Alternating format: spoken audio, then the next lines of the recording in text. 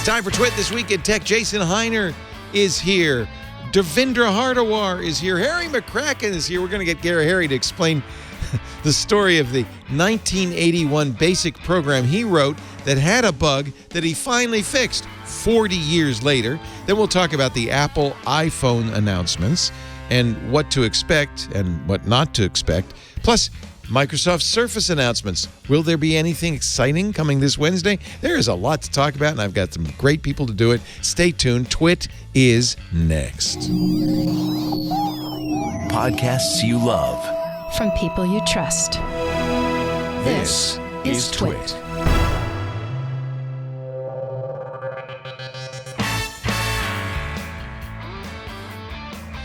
This is Twit, This Week in Tech, episode 841, recorded Sunday, September 19th, 2021. Dancing Bullwinkle.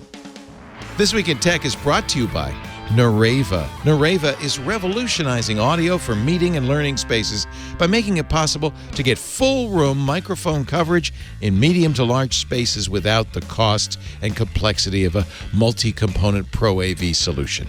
That's a revolution. Learn more at nareva.com/twit. And by Wealthfront. To get your first $5,000 managed for free for life, go to wealthfront.com/twit and start growing your savings today. And by Podium. Today's customers expect on-demand everything, even from local businesses. Stay ahead of the competition with Podium. Free plans for growing businesses, plus all the power growing businesses need to scale. Get started free today at podium.com/twit. And by CrowdStrike.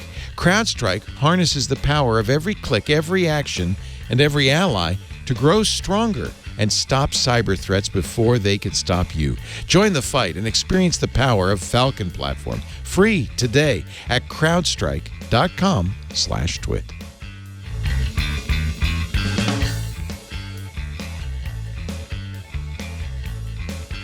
It's time for Twit This Week in Tech, the show where we cover the week's tech news. And I thought I'd bring in the senior accomplished journalist for this one because there's nothing to talk about except Apple.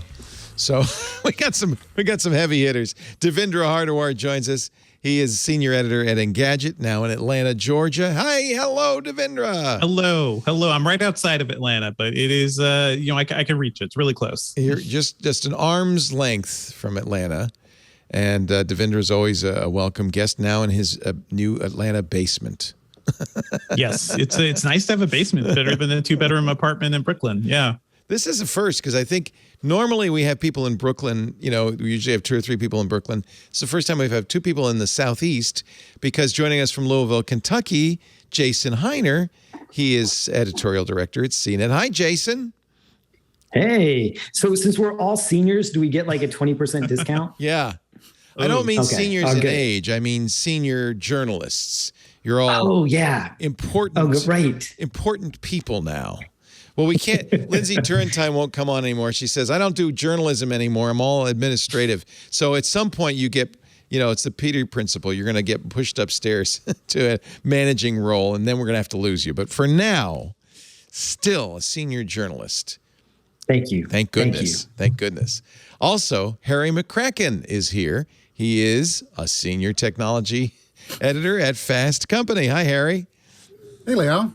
The technologizer, I still call you that because I've known you for so long. Enjoy hearing you say that. I have to mention, we were talking about it before the show, but there were 2 stories about Harry that were kind of outside your normal beat at Fast Company, but I love them. Your blog has a story about the Bullwinkle statue in Los Angeles called The Moose and the Showgirl. I love this. This is on your regular blog, harrymccracken.com. This moose... It's like the first thing I've written on my own site in years. Moose and Squiddle. I didn't know you were a Bullwinkle fan. I am a huge Bullwinkle fan. Huge. Cartoons in general and Bullwinkle in particular. See, I'm not a huge cartoon fan, although I admit when I was a kid, my parents would take me to... my dad was a professor at Brown, and the students would have late-night showings of Roadrunner cartoons. And I think it was somewhat subversive. we would go watch the Roadrunner cartoons, and I think that gave me a taste for subversive cartoons. But I've always loved Rocky and Bullwinkle, and mostly because of the voices. The great Paul Frees was Boris Bednoff, and June Foray was Natasha, and Rocky, and such Nell Fenwick. Neil Fenwick. Was he Bullwinkle? Sorry, Nell Fenwick. June Foray was Nell Fenwick in the Dudley Do-Right cartoons. Oh, that's right. She was Nell. Nell. Yes. Oh, yes, Nell. And Bill Scott, who was also the co-producer and the head writer, was Bullwinkle and Mr. Peabody and Dudley Do-Right. Wow. Such great cartoons. Why is there a giant Bullwinkle in Los Angeles? However, is the bigger... 60 years ago tomorrow, the Bullwinkle show premiered in prime time. It had been a kid's show up until then, and the Flintstones created this big demand for more adult primetime animation, sort of like The Simpsons did a long time after that. So when Bullwinkle came to primetime, Jay Ward wanted to promote it. So he built the statue, and he hired Jane Mansfield to unveil it. And he had this huge party on the Sunset Strip that shut down the strip, and several thousand people showed up. And the statue just hung around for years, sort of slowly rotting away. And in just the last few years, it was nicely restored, and it was moved to city property in West Hollywood. And it's about a mile away from where it was, but it's been there almost uninterrupted, except for the time when it was being restored since 60 years ago. Your article is really a love story to that area of Sunset Strip, and there's the Bullwinkle statue and the Sahara girl for the Las Vegas Sahara Hotel, the showgirl with a giant rotating sombrero, and just a wonderful, look at that. The Bullwinkle statue was a takeoff on her. She was across the street and was kind of a symbol of the strip back then. So instead of holding a sombrero, Bullwinkle's holding Rocky. Exactly. But he's kind of got the same come hither pose. And he's wearing a bathing suit. There she is in the background. That's hysterical. They were synchronized. They circled around at exactly the same time. Did you ever see it? The Sahara figure. There are all kinds of things for the story. I had to research, and what's out there was often incorrect. But the Sahara figure shut down. They took it down in, I think, 1967. So I did not see that. I visited the Bullwinkle statue a whole bunch of times, though, at its old location at the former studio. Here are the two of them rotating in synchrony. It's a great article. Go to harrymccracken.com to read about it. And then I have to mention, and I'm sorry, guys, we'll get to you in a bit, but I have to mention, Harry wrote how old were you in 1981? I was 17. When you were a teenager, a basic adventure, as many of us did on these early computers, right? You ended up writing your own software, saving it out to cassette tape. You wrote an adventure called Arctic Adventure. And this is arctic81.com if you want to know more. It was kind of discovered. It was published in a book called the Captain 80 Book of Basic Adventures. And you would type it in, right? I mean, this was a book of source code that you would type in. Which people did back then. Yeah, I did a lot of that from Compute Magazine, and you type in this because it was how you got software. But there was a typo in the book no one knew about all these years. It never worked. Somebody back then said something up to me about it, but didn't really provide any details. And I'm still not sure whether it's my bug or it was somehow introduced into the program because, the program did not work at all. So if anybody had checked this code that was published, they would not have been able to play the game. We wouldn't understand any commands. I don't know if it's more of a comment on the number of people who bought the book or the number of people who actually typed the code in. but the fact that you only got one bug report in all those years is kind of amazing. You fixed it, though. But, I fixed that. I fixed some other bugs. I fixed the new bugs I introduced while typing it in. I added some stuff, anything I didn't like. 40 years later, I switched around. I had also written a slot machine game, and I inserted my slot machine code in my adventure code. So now in the Arctic, you can play a slot machine.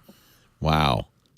So do I still have to type it in, or can I tell? No, you can play. In fact, you can play it in your browser. You not only don't need a TRS-80, you don't even need like a TRS-80 emulator. It works in a browser. You are in an igloo. Obvious exits out. You see a shovel, warm coat. Get shovel. It's thinking. You see a warm coat. Yes. Get warm coat. You notice I'm typing warm after it many. May not understand that because of the warm. Let's see. I don't know what coat means. Okay, get coat.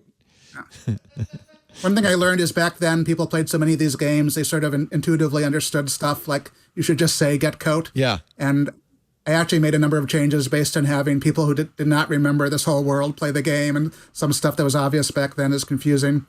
It's very cold. Obvious exits west and south. You see a small igloo. Can I just type W? Yes, I can. You see an ice floe, ocean. It's still cold. So I think that's enough of Arctic Adventure, but you get the idea. Harry McCracken's code from 40 years ago. Holy cow.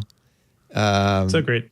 I read the story, Harry. I loved just seeing this whole thing come together, but it also makes me want everybody to do the digital archival work of the stuff they did. I have stuff from the mid 90s I put online. I don't know where it is now. Yeah. Yeah.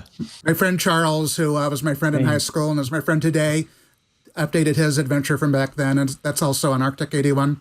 That's amazing. And then we added references to each other's adventure games so that there's his Lost Ship adventure, and I had a ship, so I made my ship his Lost Ship. So we created a mini universe of 1980s TRS-80 adventure games. I think it's really a lost generation and a lost. Kids today, anybody today who wasn't around back then, really doesn't know anything about this whole era. I'm glad that you kind of kept it alive, and for us old timers, it's really fun to see. So I just wanted to mention both of those articles. Read Harry's blog, harrymccracken.com, and arctic81.com. You can actually play the Arctic Adventure.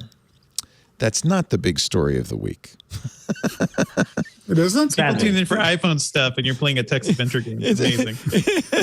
It's the lead story. No, the big story, of course, is Apple had an event this week. And I'll tell you right up, I don't want to color your opinions, gentlemen, but I'll tell you right up front, this is the first iPhone since 2007 that I'm not going to buy. Really? So, Devendra, have you you don't have a review unit yet? Have you been briefed? No. No, nothing. Okay. People who do have review units can't say they do, so that's another thing. But Okay. no, I don't have any sort of unit. I've talked to people who do. It's cool. I ordered one. I got up 5 a.m. on Friday and ordered one for my wife because she says, I have to have a new iPhone. I said, it's fine. She said, you should buy one. I am in a very unusual position where my wife is urging me to buy a new iPhone. And I'm saying, no, I don't. The only man in America whose wife is urging him to buy an iPhone. I don't want a new iPhone. I did get so they announced the base model iPad has been upgraded. They announced a new Mini with the same A15 chip, which is The Mini kinda looks cool. fantastic. We'll talk about that. I confess I did order that, even though I have no use at all. But I just like the. I thought maybe this is my new phone. It's not the phone, but I'll put some software on the Mini, and I got the LTE version, and I could use that as a phone. It's not like I make phone calls anymore. Very good. Like that Mini just looks like it could be both your mini tablet, your e-reader, your little gaming machine, like a little notepad device when you're out and about. Like I foresee a lot of use with that thing. So those are both available if you ordered on Friday. Actually, you could order on the Tuesday. Which took me off guard. Apple actually put the order up on Tuesday. I said, "What? I can buy it now?" It's a pre-order. Pre-order.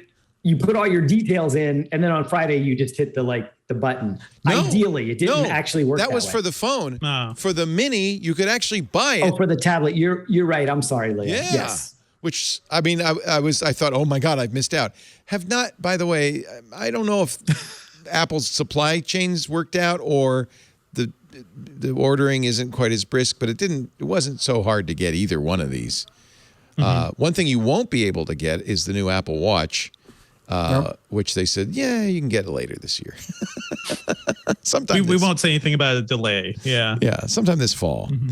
Apple did not mention a whole bunch of other things that probably we didn't expect them to mention, but the Apple Epic store decision, didn't say a word about that. Didn't mention employee unrest, hashtag Apple 2. They're very focused and did an hour and 15 minutes on their new hardware. Nor did they mention new AirPods, which the rumor said they might. Nor did they mention Mac in any form or fashion. Yeah. We'll probably have another Mac event in a month or two. In fact, I don't even think they mentioned that the iOS 15 comes out tomorrow. Nope. No, that was like in a press release. They're very focused, those guys at Apple. They did. The star of the show was not the iPhone. It was California, which I thought was kind of interesting. Those drone shots were really beautiful. Something. Yeah. I wonder if it's a little tone deaf, though, because I don't think the rest of the country really likes California very much right now. Seriously. A lot of people are jealous. Like, I'll be honest, like there's always the New York LA rivalry, right? And I love New York when I was there. But I imagine the weather in LA and the natural beauty you guys get throughout California, there's a lot of envy going on. Is it envy or just we hate you guys? No, it's not hate. I think the South gets South and Florida gets more hate, I think, by everybody. Yeah. Is that your sense too in Kentucky, Jason? Is the California? Yeah.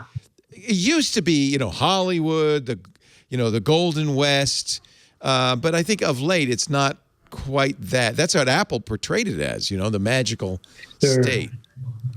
Yeah. No, I mean, it's lost a little bit of its luster for sure, for whatever reason. But some of it is just, also California, as long as there's been a California, it's been a boom and bust cycle, right? Like it goes through these periods where everybody wants to be in California, and then it's like everybody's leaving California. Now it's everybody wants to be in California again. And we're in one of these, like, everybody's leaving in California. Why would you want to be in California sort of periods, which are usually the people who in California that live there, friends of mine tell me, like, that's the best time to live there because, like, the traffic. We hope everybody leaves. Please. Rents are a little lower. Leave. All of those things. Move to Florida, move to Texas, please be my guest. Yeah. Because traffic's terrible. And of course we have wildfires, we have homelessness, we have earthquakes. A lot of problems. So anyway, I don't know. I just thought it was an interesting thing. I think it seemed like maybe it was an artifact. Sorry, go ahead. Go ahead. No, please, Harry. I was going to say, it seems like maybe it was an artifact of the fact that they're not doing these events in person. So they have the opportunity to go places and pick interesting spots to do the demos from. And given that Apple is in California and there are lots of interesting places here, it's a logical move to make. And if you're going to go to those places, you're probably going to talk about how great California is because Apple has done that for a long time. And all their products have the little teeny tiny type bragging about the fact it was designed in California. That's true. I suppose they had to move on. Oh, go ahead. I don't suppose next time they'll do it from China. We're not going to talk about that. Go ahead, Devendra. I was going to say the last couple events they've had basically showed off the UFO headquarters, right? So they had people on the roof, they had people in the courtyard, they had people like in glass like rooms and stuff. And I think after a certain point, they're like, we got to do more than this. There's more we can show than our office. One reaction Alex Lindsay had on MacBreak Weekly on Tuesday was this proves that Apple is going to continue to do pre-recorded events because they've realized that they have such skill in production. The production value is so high that it makes it a much more interesting event. And I actually would hope that they would expand it to the rest of the U.S. next time, and not. I think it's a mistake just to make it California, but I do think it is the production value is incredible, right? Yeah. I'm blown away by some of those shots. Sorry, go ahead, Harry. I was going to say, I imagine that even if they do bring back an in-person element, you will see more of this stuff rather than it all be stuff that works best if you happen to be there in person. I mean, I'm biased because sometimes I get to go in person, so I vote for going back to in-person. But for both Apple and almost everybody in the world except for tech journalists, there are a lot of arguments for continuing to do this. Well, I mean, let's face it, these events are just big ads. I mean, that's really what they've become. Yeah. But they draw a big audience, not just journalists, but Apple fans and people who are interested in the technology. So it's a great opportunity for Apple. In fact, they took the advantage of that, starting the thing talking about Apple TV Plus, which is basically an ad for all the shows that are coming in the fall and stuff. So it is something Apple will obviously continue to do. And I think that they're aware of people coming to the events. And I think for people like you, Harry, and Devindra and Jason, there's a hands-on element that's nice for journalists to be able to, after they're talking about it, go and play with this stuff. But it's a very limited audience, and I think Apple realizes that the real value of this is a 90-minute or hour ad.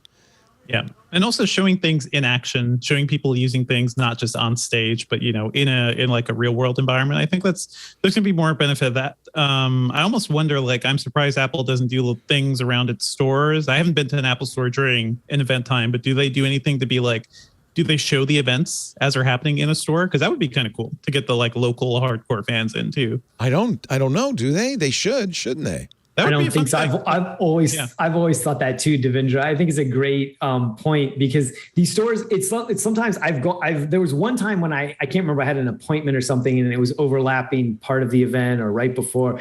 And I was like, went in the store, I was like, nobody here realizes there's an Apple event going on. This is crazy. Yeah. This is amazing. This was a while ago. It was like 5 years ago. For a long time, these events were almost Christmas for geeks, right? I think those days are kind of gone. I mean, the expectation that Apple is going to announce something that will take your breath away or that you've never thought of before. Partly it's because the leak industry is so successful and powerful despite everything Apple does that there aren't usually big surprises. But also partly because we're at peak phone. I mean, there's not a lot of innovation that you can do. When Apple announces AR glasses or an Apple car, maybe that'll be an event where we get, this is exciting. At this point, maybe I'm jaded, but it's really just a long ad for why you should buy the new phone. And in this case, I don't think they made a very compelling case for it, which is why they made the last phone too good. Yeah, maybe that's it. I mean, we haven't yet seen benchmarks. Apple did not say faster than the old phone. They said faster than the competition. It has to be faster. Yeah, a little. It's an A15 chip. The benchmarks on Geekbench seem to be about 10% faster, which is barely noticeable. And by the way, when's the last time you said your iPhone's too slow? Never. Yeah. It's got like a supercomputer in there now. And it looks like they put most of the energy not into making it 25% faster, but making it a little faster, but much better battery life. Because I think it's like the Pro Max, they're saying it's like 2.5 hours better battery life. And especially for the Mini really took it on the chin a lot last year because the people who had it, they were not experiencing good battery life. Lots of people talking about not making it through the day. So that one specifically, if they were going to keep that product in the line, it needed to have better battery life. And it looks like that's where they've directed most of the improvements on the chip, not to making it faster. To your point, Leo, that it didn't necessarily need to be a lot faster, but they put those advantages toward better battery life, which is probably pretty smart in this case. Yeah. Yep. Yeah. I mean, if you're going to buy it, you would buy it because it has an hour or more better battery life than last year's model, which is significant. Yeah. The batteries are bigger, so maybe they finally are using the space vacated by the headphone jack. But yes, and the item is bigger. Faster. The screen is heavier, faster, or better in any way. I mean, it's 120 hertz, so I guess that's better. It's really better. I think you're right. I think the battery is the biggest improvement. They did talk a lot about that. I mean, I would love to know for sure what the. Yes, it's a little heavier because of the battery. I'd love to know for sure what the average age of an iPhone is, because most people would not even consider buying an iPhone a year after they bought a new iPhone. If you have one that's a few years older, these start to look way more compelling. Right. And better battery life is boring, but it's also probably one of the very best attributes a new phone can have. Well, maybe. I mean, in the days when they couldn't make it through a day, but Apple's been able to make it through a day for some time now. I don't. A normal day, at least. Do any of you have battery anxiety with your iPhones? I mean, on a not while super we're busy staying day, at sometimes. home. Maybe if you're traveling, maybe Yeah. I guess. You know, I feel now, like- working from home has made it harder because I know because now if I do Zoom calls like on my phone, and even if I'm just listening and I take a walk and I'm listening on a Zoom call, I'm like over the past year, I've started having battery anxiety maybe for the first time in a while, because if I'm on a call for a long time, then I end up on a Zoom, then I end up another call, then I'm watching a video. All of a sudden, like that starts to drain the battery. And I'd say over the past year, I've gotten to the point where I've had to charge sometimes in the middle of the day for the first time in several years. Then you will welcome this improvement. I do. I go on long bike rides. Bike rides are a time when I could use more battery life sometimes. I guess because of COVID, I don't really. Maybe that's the problem, is that I've been locked down, so I don't have much occasion to run out of battery. But there must be a market, because Apple sells a lot of those extended battery packs. Other companies do as well. So maybe that is a feature that people want. We've all had smartphones for a while too, and people have come up with their solutions for like, okay, in my desk, I'll have like a little cable or something for me to just charge a little while I'm sitting down. We're kind of used to the big thing I noticed is in my car, when I'm driving around, I just, I'll plug it in. And hey, that gives me more juice throughout the day too. So more battery is always better, but I don't know how much like the people are really feeling that burn right now. I think you're right, though, that people aren't buying a new phone every year by far. In fact, to Apple's credit, you could put iOS 15 on even a 6S, going all the way back to a 6S. So people with older iPhones are not going to feel left out of the future, and they'll certainly still be secure as you can be with an iPhone. Oh, yeah. Over the past year, the lifespan of the iPhone has increased pretty dramatically. Actually, I believe it's in the last 2 years. It's gone from almost 2.5 years of how long people were keeping it to now over 3. Yeah. So really, this was not an advertisement for iPhone 12 owners. This is an advertisement for iPhone 10, iPhone 11, iPhone 10R, I agree. iPhone 8. And if you're coming from one of those devices, you're going to be pretty stoked, I think, with the 13. This is my favorite moment. I want to show this in the event right at the beginning. We've been watching a concert in the redwoods, on the ocean, all the instrumentalists spread all over the state. And then suddenly we're in the desert, and it looks like Tim Cook in his trademark black high tops and jeans is walking through the desert, and then kind of miraculously he transitions and he's in the Apple campus. I thought that was nicely done. A lot of really beautiful video in this. They're good at the advert of this, and they're also very good at meaningless numbers. like 2 times faster than the competition. One thing they didn't say this time is it's the thinnest iPhone we've ever made, or the thinnest iPad we've ever made, or the thinnest Apple Watch we've ever made. In fact, the Apple Watch is a little bit bigger than ever before. Seems like they're kind of over that, and I don't know if that is to do with the fact that Johnny's gone. Johnny Ive, Johnny's no longer overseeing it. Because it was always Since Johnny Ive left, every year it's gotten thicker. I mean, if you look at Is it, that true? the iPhone, I believe that's true. That every year since Thicker. Johnny Ive left, the iPhone's gotten thicker. That's Thicker, hysterical. bigger batteries, better battery life. Yeah. Yeah. Yeah, because I hear Johnny Ive's voice. It's the thinnest iPhone we've ever made. I hear him saying that. So without him saying that, there's no reason to. I think the big thing, and I think at this point, because we are at peak phone, you're not talking about the phone. Battery, I guess you're talking about. The screen is incrementally better. But what you're really always looking for from Apple is tell us about the cameras. Yep. And this time they do have some features that almost persuaded me it might be worth spending $1,000 or more for a brand new phone. You want that sensor shift, Leo? Come on. Sensor shift, optical image stabilization, which is really cool. I'm glad that is out on every model now, because last year it was only on the Pro Max, and that thing it was way too heavy for me. So I would never go to that. You had to have which I have, by the way, you had to have the Pro Max. Yeah. In fact, that's why I bought the Pro Max, is for that optical image stabilization and the sensor shift. They've also added a new, you wrote about this, cinematic mode, for video making. Do people make a lot of videos with their iPhones? I take a lot of pictures. I always forget to make videos. I guess with TikTok and YouTube. There's a lot of things. There's people. Parents, I know. Like I have a almost 3-year-old now, and like that's why I try to get the bigger storage and the better cameras, because I want to capture as much as I can. I do think cinematic mode, it looks like a really cool way of making us rethink the way focus works for mobile video. So I know you've always wanted rack focus for your videos of your 3-year-old. No, Devindra's got it right. Really cool stuff. I think about all the videos I never took that I wish I had with my kids when they were little. I mean, for sure. No, it's good. Take them, because you'll be glad you have them.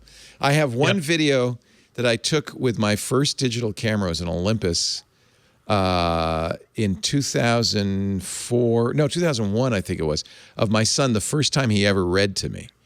It's only 5 or 6 seconds. It is a cherished clip.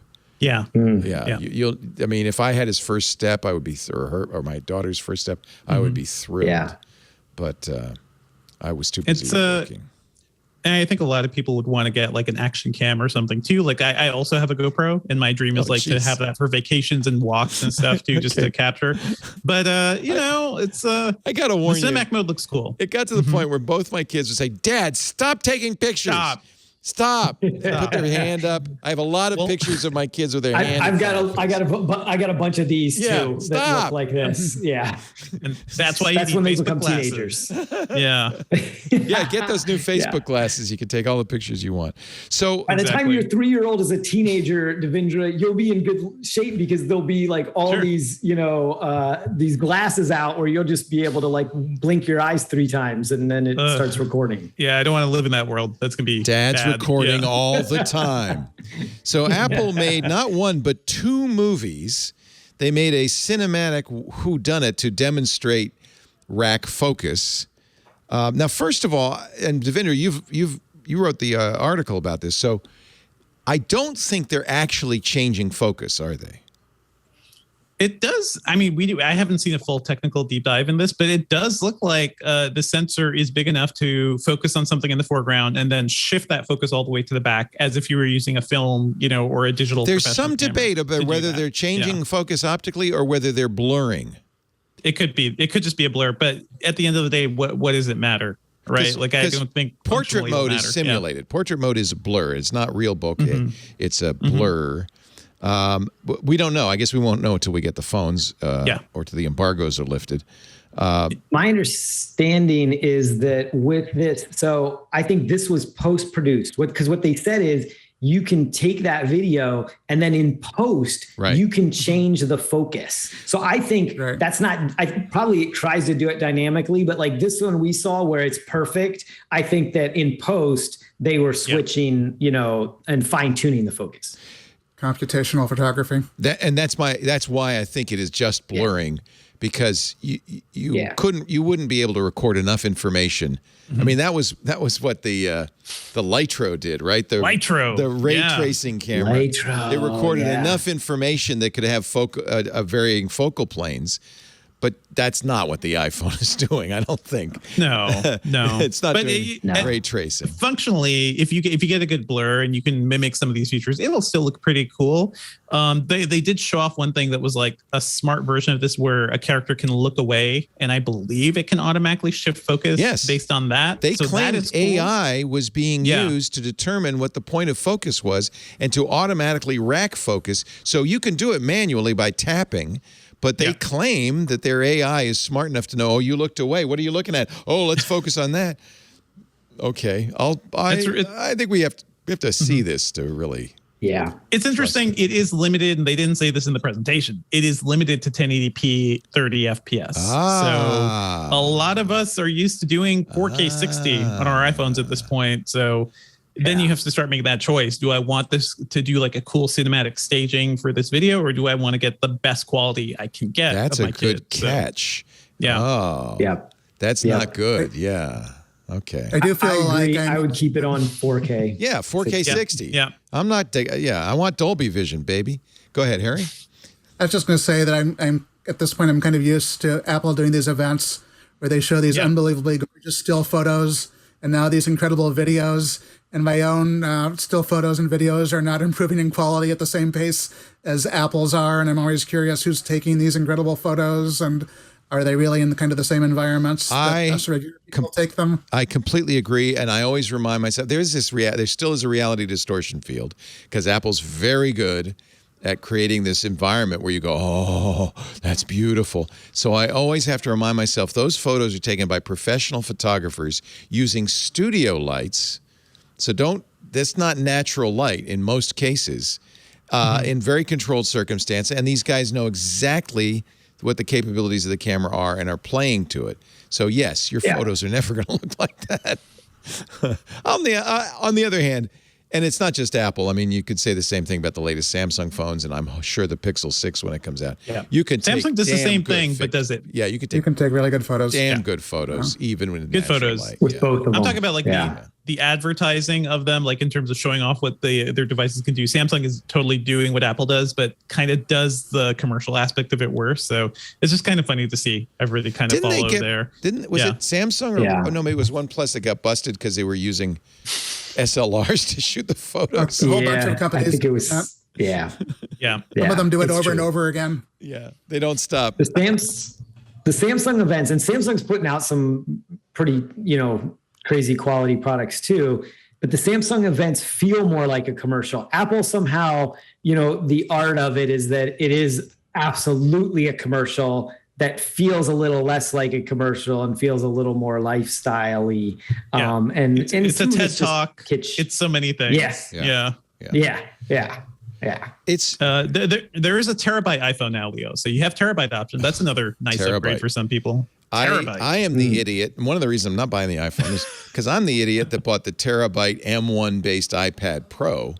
Like, what the hell am I going to do with all of that? But my theory you could have bought a 2 terabyte one.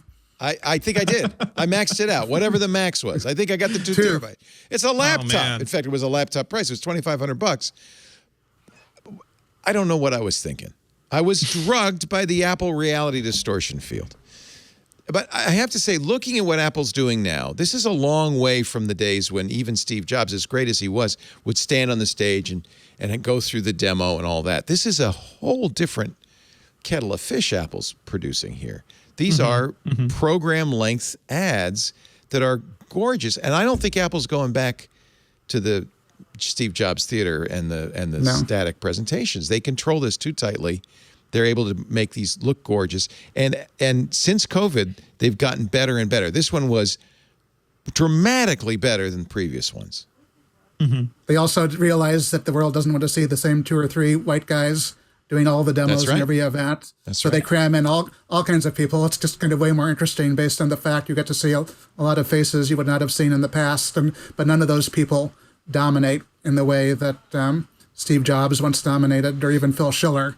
And he did a lot of the stuff, dominated those events. No, nobody. Look, Steve was the best presenter of all time and actually set the standard that Apple has been trying to live up to ever since. It was interesting, though, to see Phil Schiller's replacement, Greg Joswiak, on stage, and COO Jeff Williams on stage. These are 2 very high-level executives, almost as high as Tim Cook. So Apple is putting senior leadership up on the stage. And I think that FaceTime is meaningful and important for succession planning, just for positioning the company. It's not Tim Cook's company in the way it was Steve Jobs' company, right? And they have a deep bullpen of people of color and of women that they can put up on stage and show, see, we're a diverse company, and I'm glad to see it. Absolutely. It's nice to see. Again, like you mentioned, they didn't talk about the stuff about employee unrest and whatnot. And I do feel like these ads are a way of saying, like, hey, look, we're inclusive. Okay. Like we're very inclusive compared to most companies. So it is funny to see like the image Apple is projecting out there versus like some of the stuff we're hearing, on background from people. I want to take a break and we'll come back because I'm really conflicted about this Apple II story. We don't normally cover it because it's a labor issue, and one of the problems with covering labor issues is there's 2 sides to the story, but often the company can't say anything because of labor law. And so they can't really actively defend themselves. And so it's very hard to know what's really going on. There seems to be unrest at Apple, but Apple's a very, very big company. And if it's 100 people that might, I don't know what to say. I don't know what to think about it. So I'm going to let you guys get in trouble instead of me in just a little bit. It's good to have you all here. Devindra Hardawar from Engadget, Jason Heiner from CNET. Are you your sisters now? Your sister publications now. Is that right? No? I can't figure out who the hell owns anybody anymore. You're owned by Red Ventures, right, Jason? That's right. And Engadget is owned by Verizon still? Nope. Who the hell owns you now? Apollo? It's Apollo. Apollo. Yeah. We just changed. Corporate naming is back to Yahoo. Yeah, I thought that was hysterical. Yahoo. So it was Yahoo. Then it became Oath. Then it became Yahoo Media. It wasn't. It was AOL. It was AOL. And then AOL merged with Yahoo, and that was Oath. And yeah. And then it went to something Media. Now it's back to Yahoo. And the CEO of Tinder's running the company. Sure. It's owned by Apollo. I love Yahoo. We're all practicing our yodels right now. Yahoo. Yeah. Bring back the sign. That was also our former CEO too, Jim Lanzone. Oh, was he? I didn't know that. Who's now their CEO. Oh, okay. Cool. I didn't realize. He's been around. I'm sure he's a very nice guy. He's great. Yeah. That's Jason Heiner, who is owned by Red Ventures. You guys are not owned by. Your publications are owned by. I'm just jealous. No one owns me. And Harry McCracken works for Fast Company. I have no idea who owns Fast Company these days. That's kind of the idea. We're owned by an itty-bitty media company that owns us and Inc. magazine. Nice. You guys have it good. Yeah. I'd say these days being owned by a very small media company has a lot of advantages. Oh, God, what a world we live in. It's just incredible. Our show today brought to you by Nareva. Speaking of what a world, obviously, these days, having a meeting room and having audio and video in a meeting room is complicated. You've got social distancing, you've got masking, you've got to wipe things down. It is a very complicated situation, but it is the case that you need to have video meetings. That's where Nareva comes in. There are plenty of simple plug-and-play audio solutions for these huddle rooms. But if you want full room mic coverage in a big room or a large meeting space or a large learning space for schools and colleges, probably what you've looked at is the complexity and high cost of a Pro AV solution in there. Can I say you don't need to do that? Can I make a recommendation? Nareva is changing all that by simplifying almost every aspect of audio conferencing. So you can go out, buy a Pro system. Involves multiple components, mics, speakers. You install them in the ceiling. You spread them across the table. A lot of cables, a lot of stuff to wipe down. You need specialized technicians. You have to figure out what to install, have to install it, then have to calibrate it, and maybe back to calibrate it again and again. It takes days to install. And yes, tens of thousands of dollars per room for the purchase and the installation and ongoing expenses, keeping it all working. Then there's Nareva Audio. Exceptional audio for rooms as big as 25 to 25 feet with one integrated microphone and speaker bar. Got a 30 by 50 foot room? Get 2 bars and you'll cover the whole space. You can install it yourself. If you can hang up a sound bar, you can put the Nareva in. It takes about 30 minutes, 2 screws, 1 cable. That's it. No microphones, because the Nareva does this amazing patented technology called the microphone mist technology. It's basically computational audio. You get true full room coverage. Everyone is heard, no matter where they are in the room, how they socially distance. They can even face away from the microphone. It's as if you have thousands of microphones in this space. And it calibrates continuously, automatically, so your room is always ready. Move the furniture, doesn't matter. It recalibrates automatically. There's no training. Your IT guys don't have to come in and operate the software. It's simple. In fact, you'll get an Nareva console and a simple, intuitive platform that lets you monitor, manage, adjust, and scale your fleet of systems from anywhere. No training required because it's very straightforward. And let me tell you how it works. It works great. talk about simplifying in this complicated post-COVID world. The question is, which approach will you choose? The expensive Pro AV system or the affordable Nareva system? You're going to love Nareva. At least do yourself a favor. Visit nareva.com/twit and learn more. NUREVA.com/twit. Nareva, designed to simplify, because the last thing we need is more complexity. Thank you, Nareva, for supporting This Week in Tech. And thank you all for supporting This Week in Tech by using that special address when you visit Nareva. Nareva.com/twit. So it's a hornet's nest. It's I don't know if I want to get into it. We've avoided talking about it, but there seems to be more and more noise. In fact, Tim Cook had an all-hands meeting this Friday at Apple. I mean, all hands, everybody, and was asked a couple of questions about pay equity and about this Apple II controversy. Do you guys... You don't cover it on Engadget, right? You can avoid that. I mean, we've covered some of it, I believe. And then, it is good to talk about this stuff because at the same time as we're, drooling over the new products, I think it's important to think about the environment in which these things get made. So, yeah, we've done some coverage. We may have more coming. Apple, it's worth paying attention to. Apple gets probably more attention because they position themselves as a conscious, thoughtful, caring company. And so when they violate privacy, when they treat their employees poorly or potentially treat their employees poorly, again, we don't know the full story, it becomes a story. Jason, what do you think?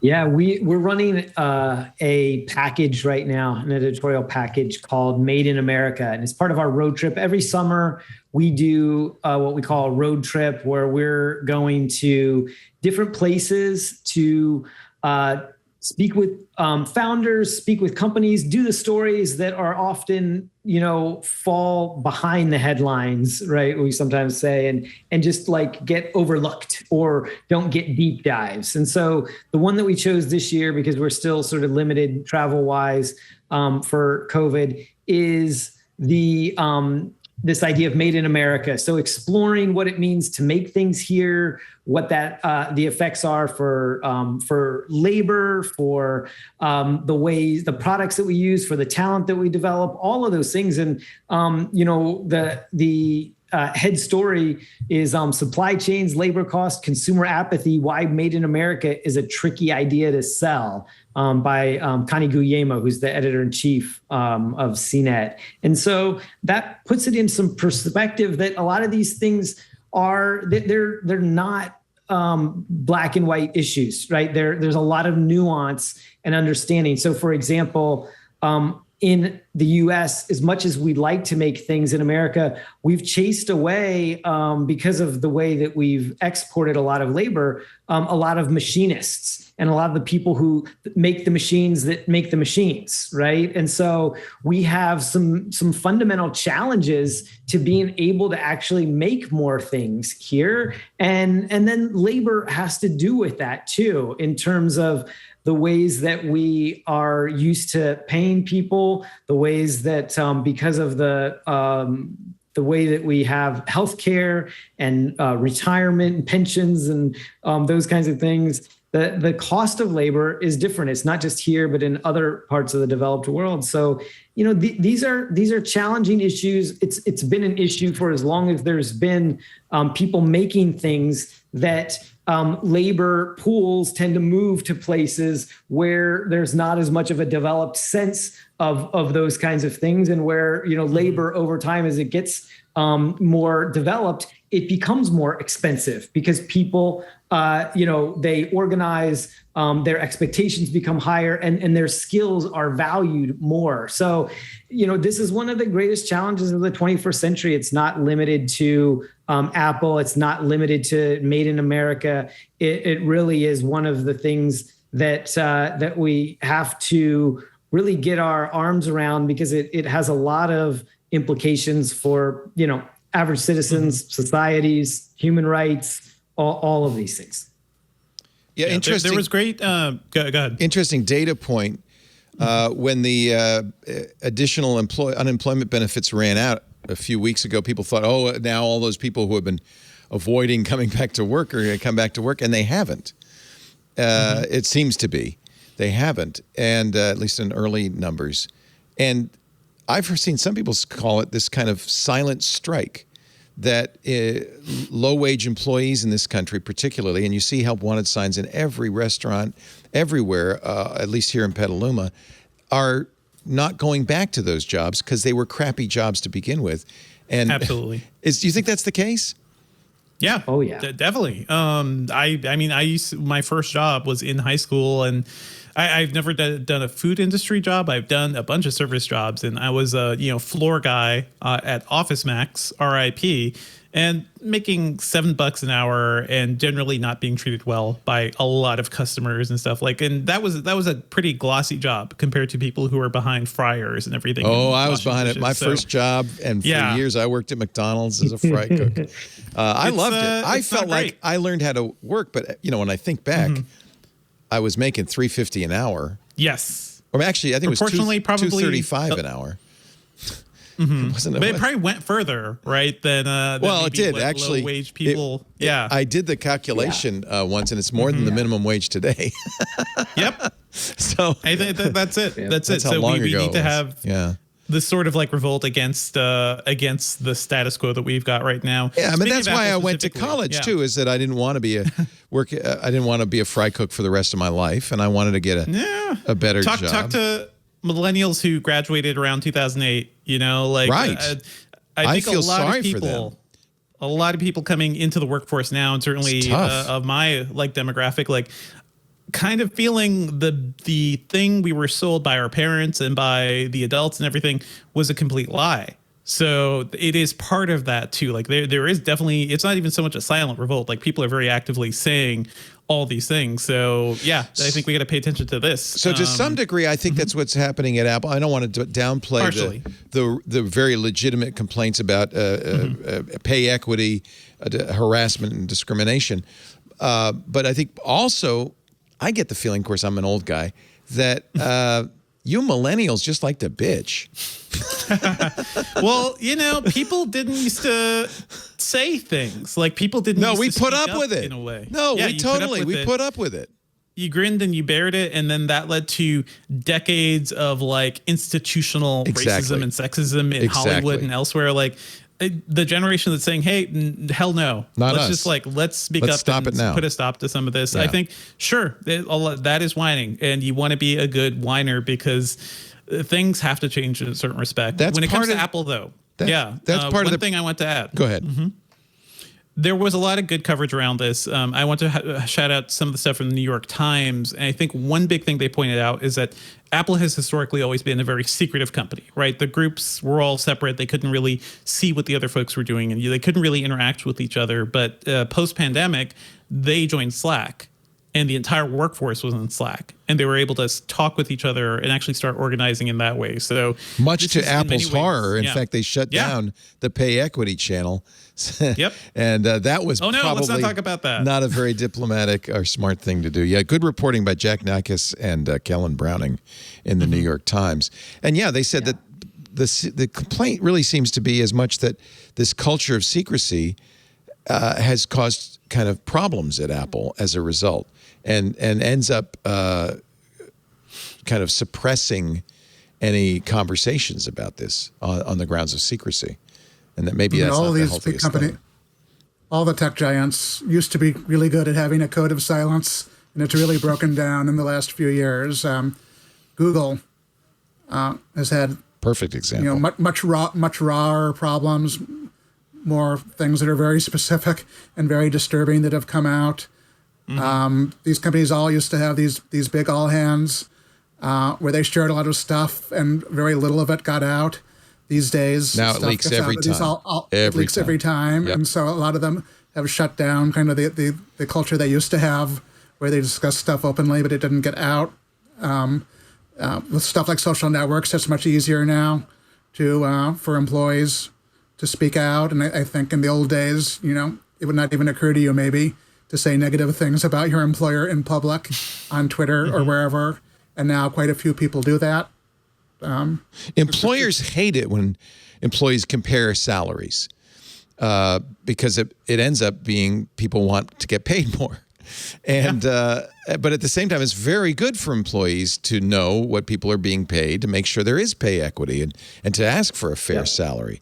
So I understand both sides of this equation. In fact, this is what Apple apparently did. They said, no, you shouldn't be. And I think culturally, I don't know, I was brought up, I don't know how your parents brought you guys up, but I was brought up not to talk about money. And that it would be rude. Very convenient. It would be rude to ask somebody how much you got paid. And it's convenient for the boss, isn't it? Mm-hmm.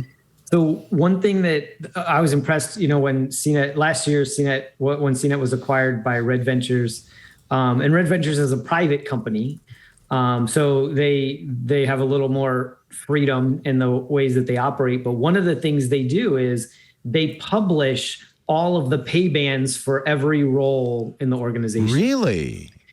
Yeah. So they say, and they do this kind of like the government does. You've got pay categories. Yeah. To put the pressure on managers and HR. So this year when we did reviews, there's a lot of people that got really good raises, and some of them, but that normally would have been amazing. In every year, I've done this for 20 years. Every year except this year, people would have said, "That's amazing. I got this much of a percentage raise, and I'm really happy." But what instead is they looked at those pay bands and they're like, "Hey, you say I'm doing a great job, but I'm like at the lower, 20% of the pay band. And so what do I need to do, right, to get to where?" And that's exactly what it's the reason you publish those pay bands is so that to support equity, so everyone knows where they sit. So it's not, it doesn't.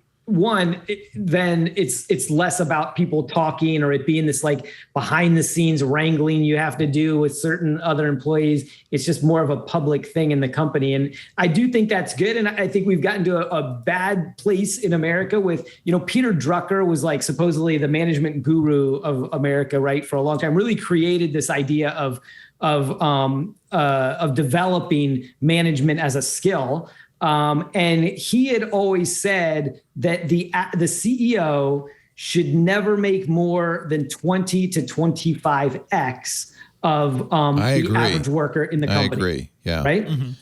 Yep. Today, and that was in American management, that was pretty well stuck to for a long time through the 80s and early 90s. Today, the average CEO to worker pay ratio in the United States is 299.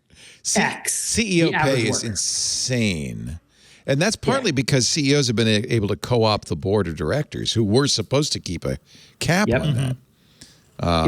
I don't know how we got in that mess. That's terrible.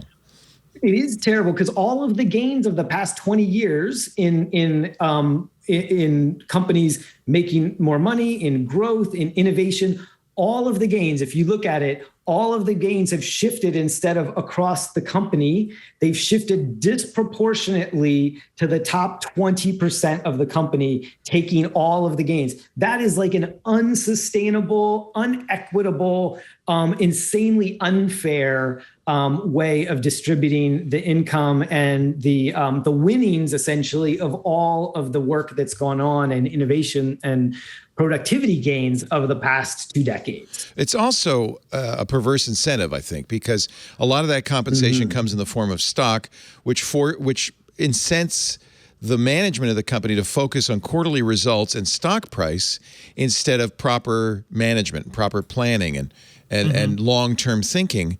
And I think if there's a problem with the way corporate governance is happening, it's that the thinking is very short-term. I'm not a finance guy, but that strikes me as that. I'm not an expert in the area, so. Yeah, absolutely. Amazon's responded to this, by the way. It's interesting with the new CEO. I don't know if it's Andy Jassy doing this or if Jeff Bezos, who's still chairman of the board, is pulling the strings, but Amazon has announced a pay raise. Their now minimum wage for warehouse workers is $18. And furthermore, they're paying for college for these workers, which I think does that go a long way to making people feel better about how Amazon's treating its warehouse workers?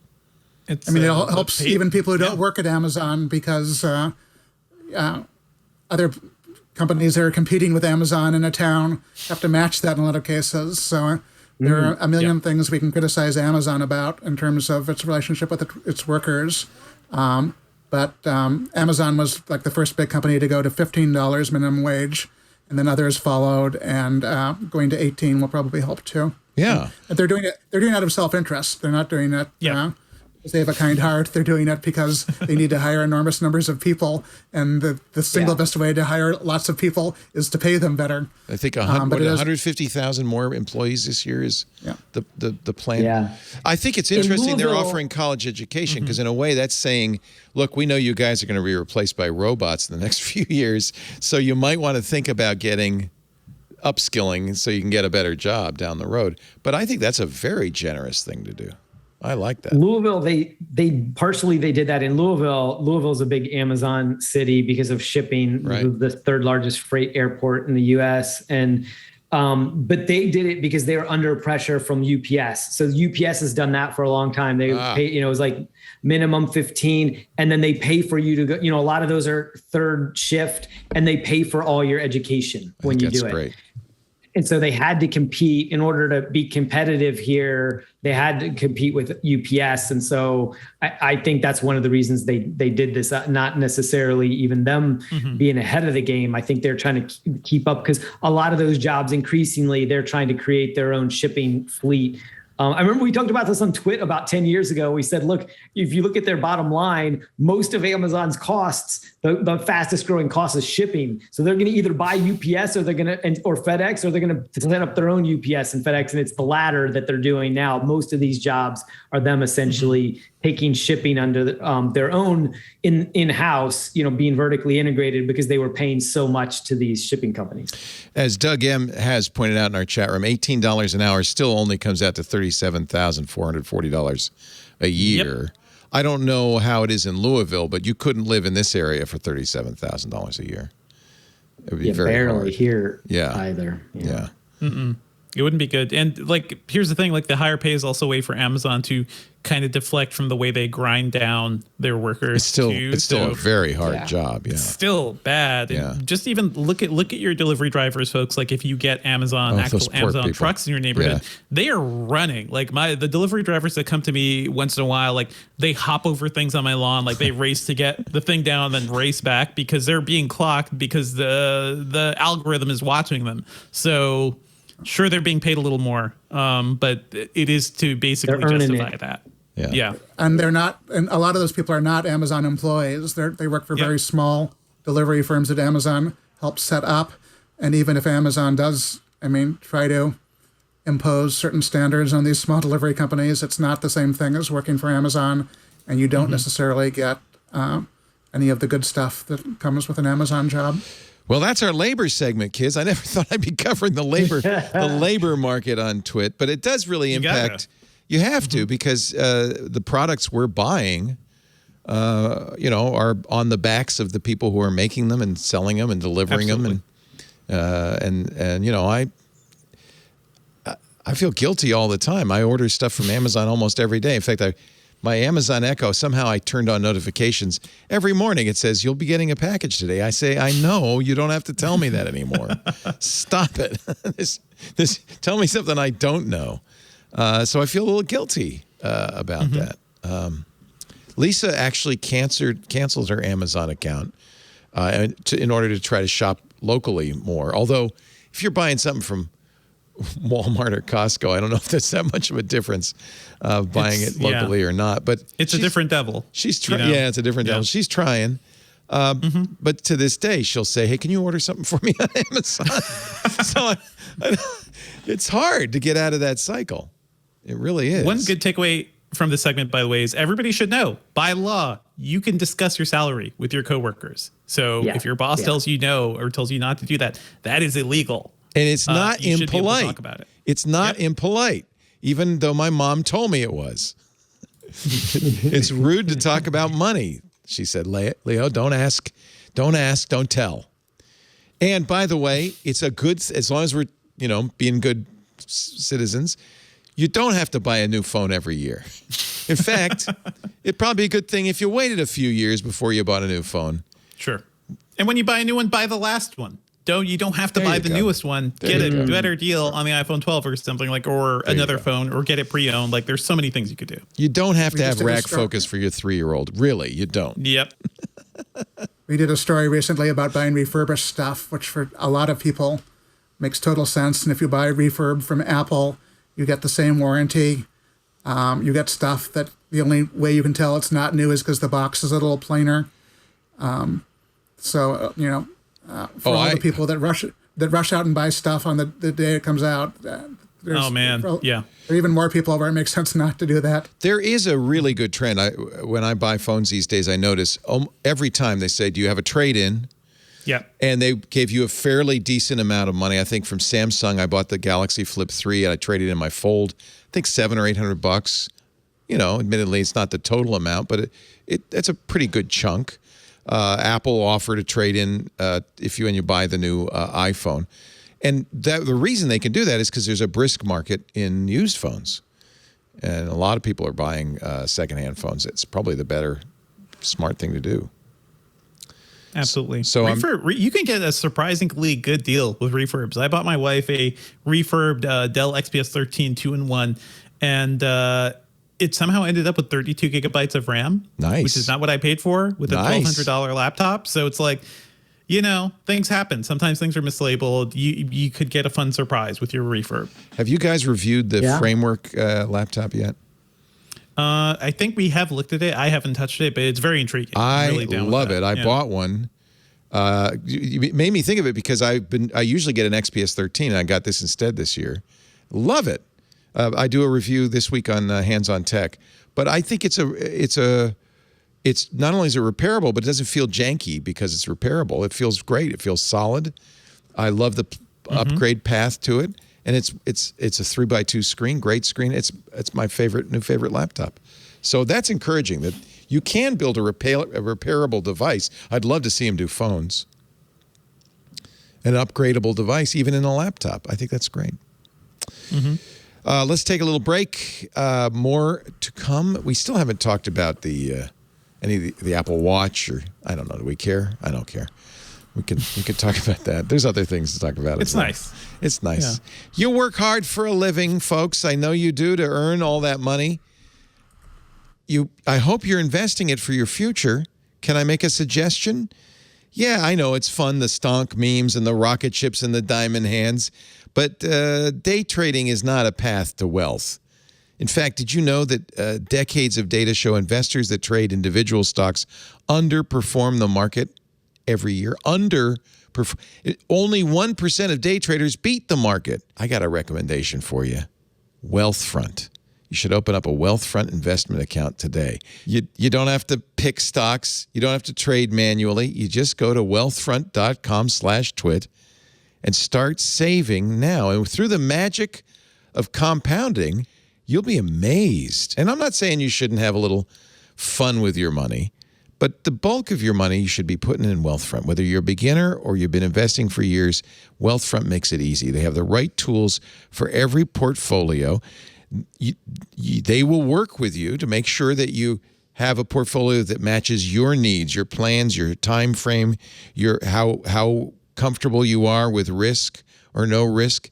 They can create a portfolio of globally diversified, low-cost index funds personalized for you, and they can do it in minutes. No manual trades, no picking stocks. They handle all the investing based on preferences you control. In fact, they're so sophisticated they can even do something most day traders don't even know about: tax loss harvesting. For the average client, tax loss harvesting, which lowers the tax you pay as you invest, can more than cover the very low 0.25% advisory fee. 0.25%. And this whole thing is completely automatic. It is absolutely what you should do. This is what I tell my kids. This is what you do. We just put a little bit aside from that paycheck and put it in Wealthfront. Trusted with over $20 billion of assets now. And here's a great thing. You can get your first $5,000 managed for free when you go to wealthfront.com/twit. Get started with just $500. It doesn't take much. Grow your wealth the easy way. Let Wealthfront do the work for you. And you'll be amazed You will be amazed. You will thank me 20 years from now. You'll go, wow, Leo was right. To get your first $5,000 managed free for life, go to wealthfront.com/twit, wealthfront.com/twit. Start growing your savings today. It's so important. It's not only, it's not only the millionaires out there. We all got to do this. Think about the future, plan for the future. And if you can do it in a painless way that grows your wealth in a steady way, that's fantastic. And that's what Wealthfront is. Wealthfront.com/twit. We thank them so much for their support and for providing a really great product. Let's see. Well, we can move on from the labor talk here. Are we back? Sorry, I was day trading some cryptocurrencies. My daughter Just kidding. says, I want to buy Dogecoin. I said, no, you don't. Now she's doing NFTs. Oh, no. Because she's an artist. Not in this house. She's not in this house. No NFTs for you. She's not buying them, thank God. I told you. Thank goodness she says, I'm making them. I said, Making okay. some? Yeah, but Nice, you know who makes money on NFTs? The people who mint the NFTs. That's the steady income. Although The exchanges. Yeah. Although I see that OpenSea's CEO is in a little pickle because he's accused of using his insider knowledge to buy NFTs before they go public. I'm shocked. Nate Chastain purchased NFTs that he knew were going to be displayed prominently. And today he's been asked to resign. Tuesday, he was been asked to resign from his position. OpenSea is actually one of the best known NFT exchanges. So, Do you ever see Scrooged with where tie this into Bill Murray and Scrooge? Don't go ahead. I dare you. Bill Murray, where he's saying like nobody should be watching or this commercial unless something needs to scare people. They need to be scared not to watch it, and then they get this report that somebody's like had a heart attack watching the new commercial, and they said, the press is on the line. Somebody, just had a heart attack while they were watching the commercial. And he's like, it's probably something she's ate. And he said it was probably something they ate. He goes, oh. And he said, give me the phone. He says, we at IBC are shocked and appalled at this. Marketing. That's like this one. He calls it marketing with terror, right? I guess I can't play the clip because YouTube will take me down, but I know. We at IBC are shocked and appalled. Shocked that this is happening. Shocked there's no water in the desert. Shocked, I tell you. Actually, the reason I'm worried about YouTube, did you see what they did to the Ig Nobel Prize? I'm a little peeved about this. I love the Ig Nobel Prizes. These are the silly science prizes for the silliest research out there. In fact, I went through a whole bunch of them on Wednesday. I can't tell what my favorite is. It might be the research that tries to figure out what the movie's rating should be based on the odor coming off of the people watching the movie. I don't know if they succeeded in that. There's a decades-long study of cat yowls to see if, to see what they mean, I guess. Anyway, the Ig Nobel Prize show happened on the 9th. They put it up on YouTube, and they made a little tiny error, and this is why I'm paranoid. They put a 1914 recording, 1914, of Funiculi Funicula, and it got taken down, Content ID. It said it got taken down on behalf of, they throw in every name possible. SME In Grooves on behalf of Emerald, Wise Music Group, BMG Rights Management LLC, UMPG Publishing, PEDL, Cobalt Music Publishing, Warner Chappell, Sony ATV, and One Music Rights Society. Apparently they all owned this recording from 1914, which, by the way, has long gone out of copyright. It's public domain. Yeah. It's still down. The folks who do this at Improbable Research say we've so far been unable to find a human at YouTube who can fix it. So we remind you to watch the identical recording on Vimeo. Thank you. There are no humans at YouTube. There are no humans. Yeah. Content ID. Wow. I mean, there's nothing more to say. That this is the chilling.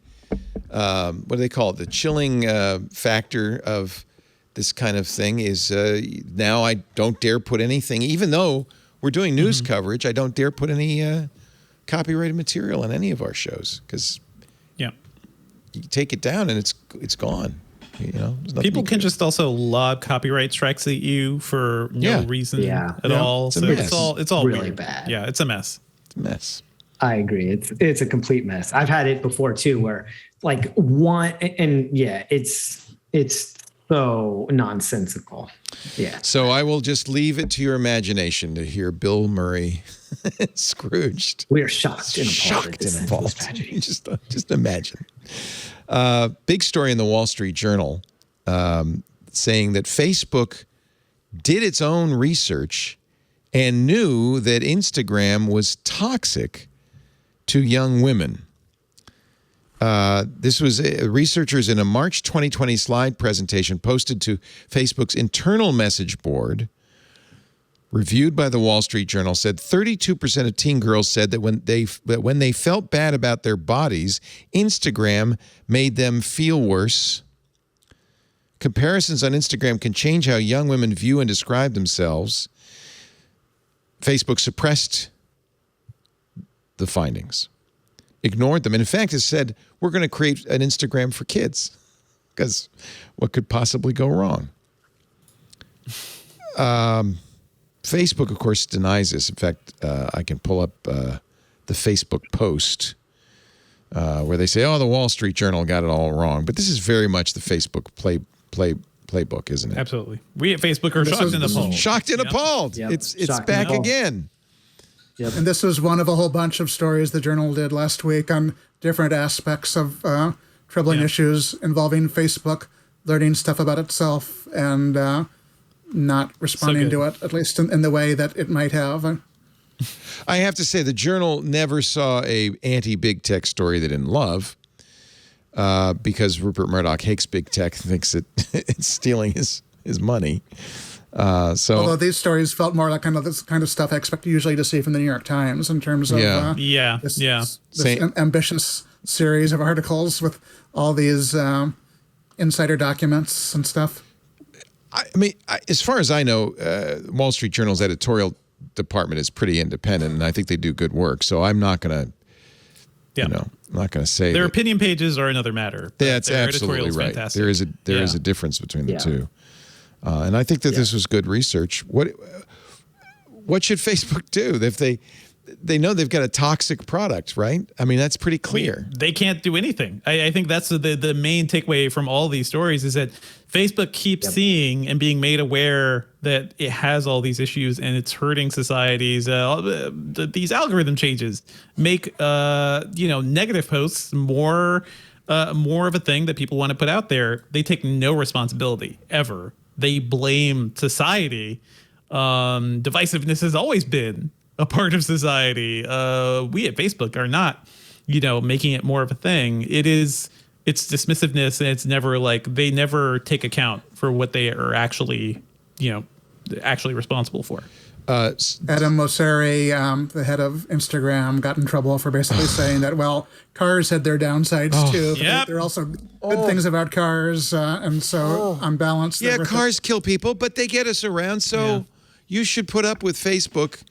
A few teen suicides. Well, it's fine. These things happen. All for progress. The progress of mobile photos. I think Senator Blumenthal kind of nailed it when he said Facebook seems to be taking a page from the textbook of big tobacco, targeting teens with potentially dangerous products while masking the science in public. Is that fair? Mm-hmm. Yep. Absolutely fair. Absolutely fair. And the thing is they've known it's a toxic product for a long time. It's toxic to society, right? Like we saw that. We saw it get manipulated during 2016 elections. We've seen it be manipulated for, we have this double pandemic right now. We have the pandemic of COVID-19, and we also have this pandemic of misinformation that is causing a lot of negative impacts on society. And Facebook is the number one place that is amplifying misinformation in the world. And so, yeah, sorry, go ahead, Leo. The Friday story is exactly that in the Wall Street Journal. This is the whole week-long Facebook Files piece. In mid-March of this year, Mark Zuckerberg on Facebook said he wanted to use Facebook's formidable resources to push 50 million people toward COVID-19 vaccines. Inside Facebook, I'm quoting the Wall Street Journal, staffers were warning that Mr. Zuckerberg's own platform was compromising his effort. Facebook researchers warned that comments on vaccine-related posts, often factual posts of the sort Facebook wanted to promote, were filled with anti-vaccine rhetoric aimed at undermining the message, and Facebook could do nothing about it. We have this debate a lot on This Week in Google, because on the one hand, I don't want to blame Facebook for all the ills in the world. Those ills would exist with or without Facebook. There's no question about it. But I do have to say that its role in amplifying those ills should be. It's not helping. You ain't helping. Yeah. That was one of the few instances where Facebook did sort of have a response, though, according to Facebook, the degree of vaccine hesitancy has dropped by, I think, 50% since the start of the year. That's one of the few actual stats they gave in their defense. Though they basically said that. Are they taking credit for intentionally that? Well, I guess they're saying it could be a lot worse. Good. Cars kill people, but it could be a lot worse. Yeah. I was also fascinated by the story on how basically there's a secret system where famous people can basically put stuff up and not have it checked to see whether it complies with Facebook's community standards, because it gets really controversial if Facebook makes the wrong call initially when they're moderating this stuff, which they do a lot. You mean like Nicki Minaj? That sort of stuff, yes, at least. The general story had some other examples. That, by the way, is the weirdest story of the week. Nicki Minaj, rap star Nicki Minaj, posting on Twitter that she wasn't vaccinated yet and was reluctant to do so because her friend of her cousin in Trinidad and Tobago, a friend of a friend, in other words, in Trinidad and Tobago, got the vaccine and it made his testicles swell, and his fiance dumped him a week before their marriage, and so she wasn't going to get the vaccine. Yeah. To which the health minister of Trinidad and Tobago responded, "We've done extensive checking. We've wasted a lot of time. We can find no one with swollen testicles as a result of the COVID-19 vaccine." Yep. Now, Twitter by the way, that didn't have anything to say about this. So there's a lot of good context around that tweet, at least, about like, hey, this is false. It's not true. It's not true. It's not true. Yeah. And at least completely stupid statement. And people are saying it was what? Because she couldn't make it into the she wanted to go to the I guess. Met Gala. Yeah. And she wouldn't get vaccinated. But she wouldn't get vaccinated, yeah. It sounds like the biggest like schoolyard excuse for something, ever. It is very Nicki. Yeah. By the way, it's extremely Nicki Minaj. I could just see her saying this. It's I do love that it caused a lot of like people to like whip up and be like, no, this is completely false. Yeah. And at least people are talking about like this one misconception is not true. On CNN, Sanjay Gupta says vaccine causing swollen testicles, not a thing. it's not a thing. COVID does cause impotence, so maybe think about that, folks. Yeah, that is a thing. Here's the problem: Nicki Minaj, whether on Facebook or Twitter, has a huge following. On Twitter, 22.6 million followers. That's a huge megaphone. Are these companies responsible though, or is Nicki Minaj responsible? I think Twitter, the birdwatch stuff, the like warnings they affix to tweets that are very popular, that are completely false to add more context. That's at least something. I do feel like Twitter has been more proactive about dealing with this stuff. More Doesn't Facebook do stuff like that? Sometimes, yeah.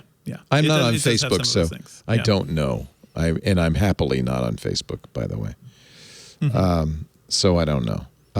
All these companies are basically rushing to deal with the Goliath they've built. You know, they don't know how to deal with the fact that these very popular services are in fact very popular, and people use them to communicate a lot. And now they can't restrain the amount of bad information out there, and everyone's drowning under it.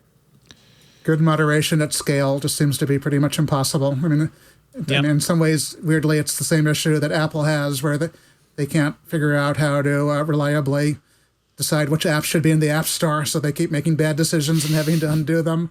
When you're dealing with stuff at the scale they do, it's very hard. No matter how much technology you throw at it and how many people you hire, you're never going to get remotely near making the right decision 100% of the time. I mean, I think it's completely possible narrative that this just got away from them, that this isn't what they planned, but now they don't know what to do. Facebook's response, by the way, which to be fair, I should give.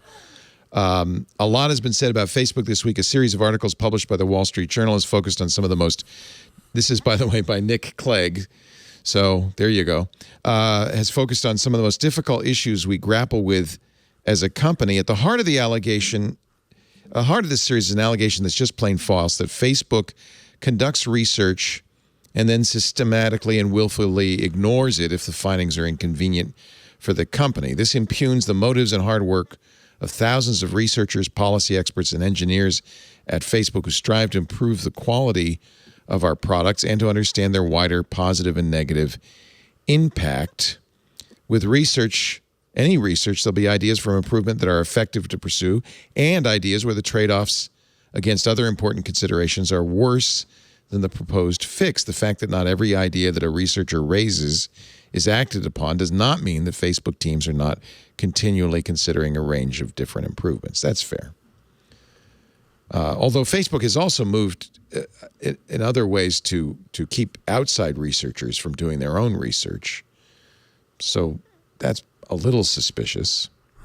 When we look back on Facebook a decade, 2 decades from now, I think the question I wonder is, will we look at them like the tobacco agency, like never really took responsibility, knew that they were doing something bad for people, but they were like, our business is built around this.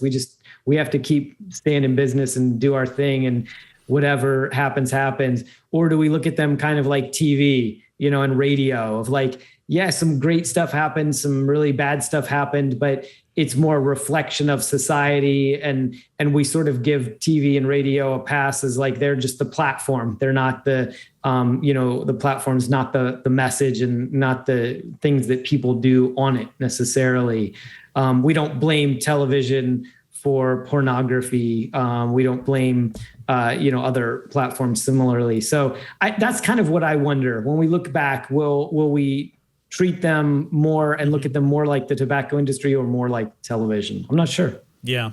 Because television is not just one big company, right? That is that you can like lay everything on. It's multiple networks. It's different people involved. Whereas you look at Facebook and just the size of it, or Google, or even Twitter, like the size of these companies is off the charts. It is an entirely new scale that we're dealing with. And to me, I think the tobacco comparisons are absolutely fair, because they are well aware, and there's evidence that there's reports of this going back years, guys. Like the move fast and break things mantra led us here. Yeah. This is what they wanted, pure engagement to the point where we become addicted to it and they have no control over what's actually happening. This is what they've always wanted. So, I hope we look back and look at it with clear eyes, and I hope like there is some like action taken towards all this, because this stuff it's not great. It's actively hurting society. I don't know how many more examples we need to see of Facebook looking at the issues and ignoring it outright.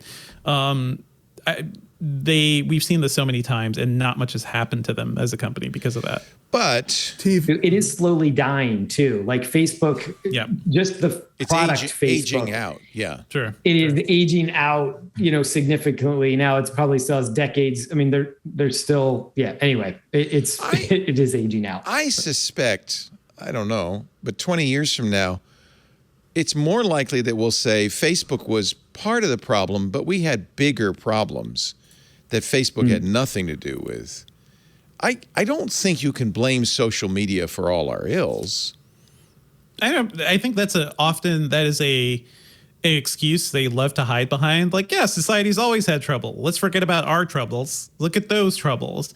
And I like having covered this stuff for so long. Like, I'm going back and looking at my reporting on stuff that Facebook was doing before, like, things got so bad. And I feel like even a little naive at the way they framed certain things. So, I've learned you can't trust these companies because we see what they're building and they have succeeded at what they wanted. You look at the oil industry, you look at the cigarette industry, the oil industry, the energy industry has known about the impact of climate change for decades, for almost half a century now, and like has actively hit it. And now we're facing the consequences of it. And everyone's like, what do we do?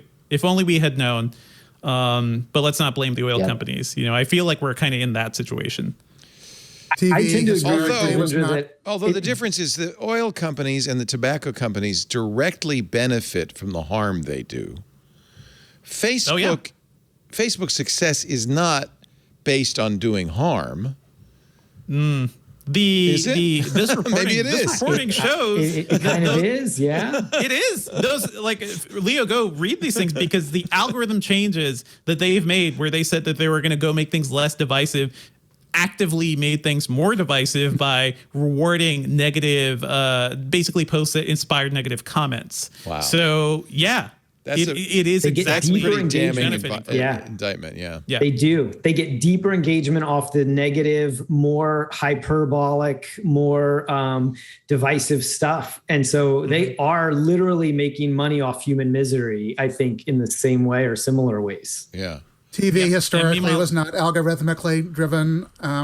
Although TV today is kind of algorithmically driven, but I think there's a big difference between a mass medium like that. It's a weaker influence cycle, though. I mean, it's not a good feedback. It's a weaker, slower feedback loop. Facebook has an instantaneous, super accurate feedback loop. Facebook is what Facebook chooses that it is versus TV, where the TV industry had a lot less control over what the medium did. Mm-hmm. Yeah, because so TV did slowly go towards more sensationalistic, and it went from Morton Downey to, it got more and more sensationalistic. Mm-hmm. It got trashier for sure. Trashier and trashier, because it is the fact that we humans love trash, and it's more engaging. And so you make more money because more people watch. And there was a feedback loop with TV, but it feels like modern technologies weaponized that in a unique way with an instantaneous feedback loop. And so it's gone downhill faster and faster and lower and lower. And YouTube's recommendation algorithm is another example of that. I guess it's the case that it's just gotten better at doing what we were always doing. Going back to yellow journalism and newspapers, they knew what drives sales. Oh, sure. You could drive a direct line from that stuff to, there's always been a love for controversy and gossip in reporting too. It's human. But straight to Fox News, straight to social media, what makes some of these companies work. So can they be blamed for... Do you blame Hostess for making Twinkies? Can they be blamed for making something if they knew Twinkies were killing people and influencing elections across the world because people were eating Twinkies so much? But they're just giving us what we want. I mean, Frito-Lay is making food that we know is killing people.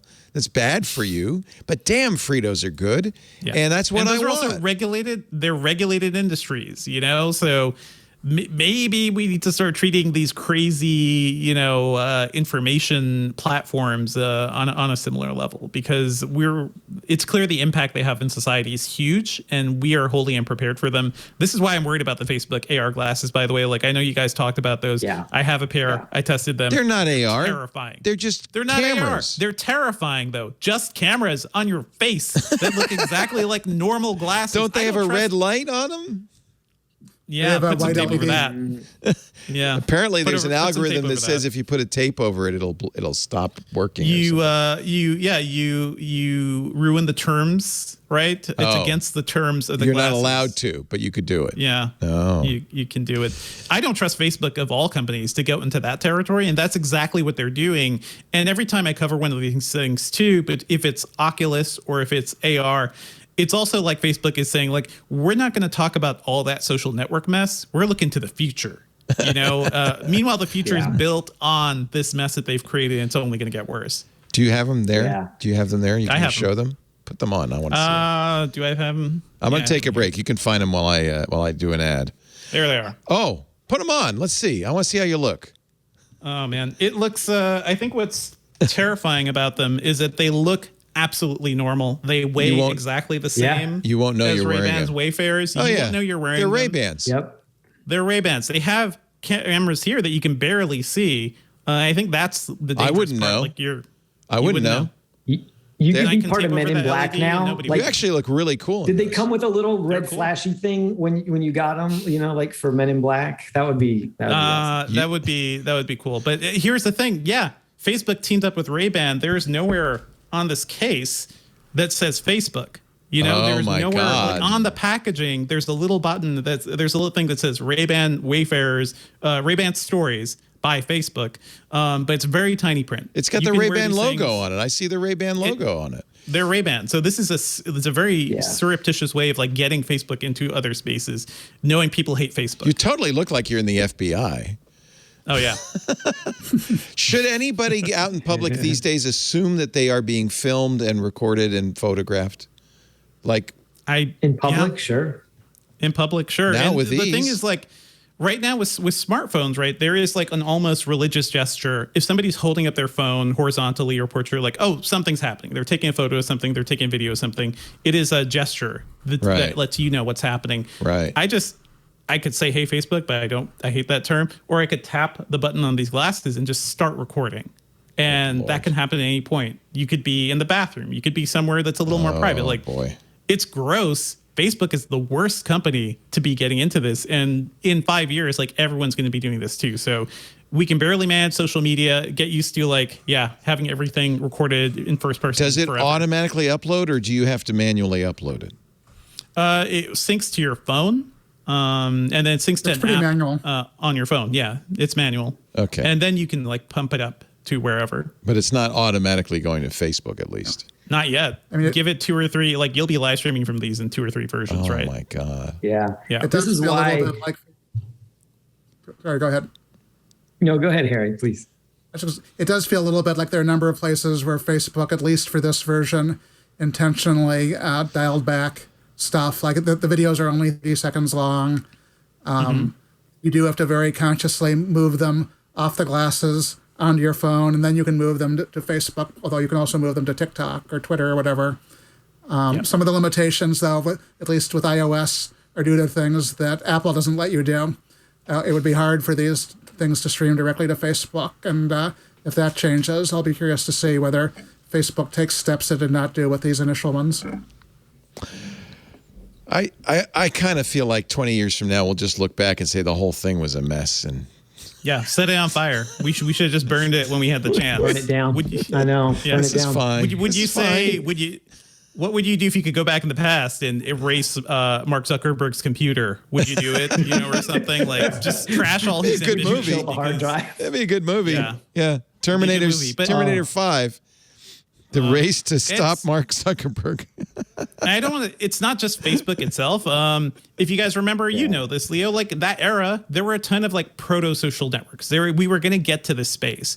My worry is that the company that ended up winning is perhaps the least, fit to understand its power. But maybe that's why they won. The most amoral. That's why they won. The most That's why they- amoral Yep. company won. Yeah. It's true. That's the story of It- Uber. we That's created the story a- of so many of these. A Darwinian competition among social networks to make sure that we got the most evil possible. Sure. It's Greed is good.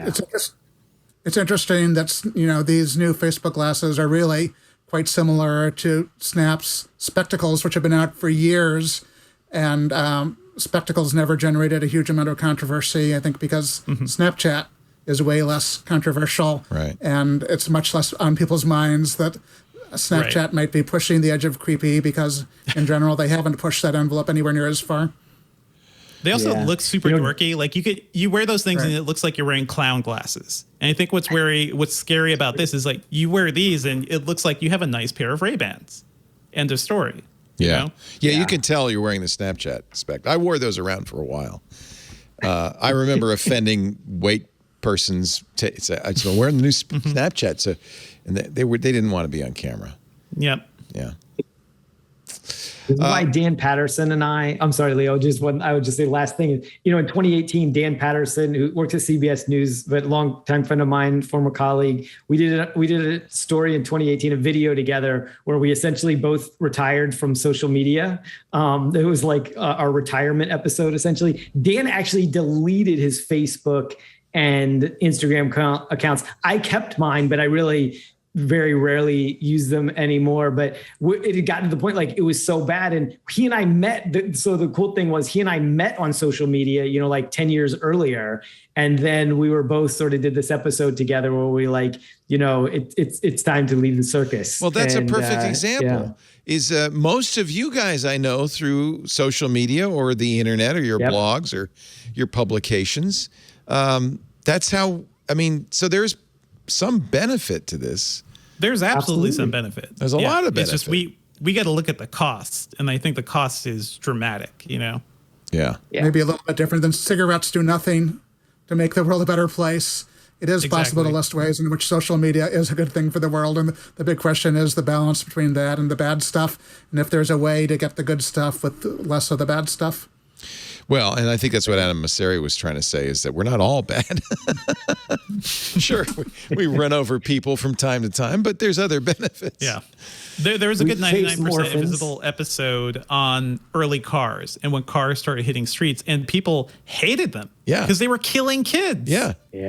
Cars were just out there killing There people. were laws that said you had to walk in front, have somebody with a flag walking in front of your car as you go down the street to warn the pedestrians, here comes something very dangerous.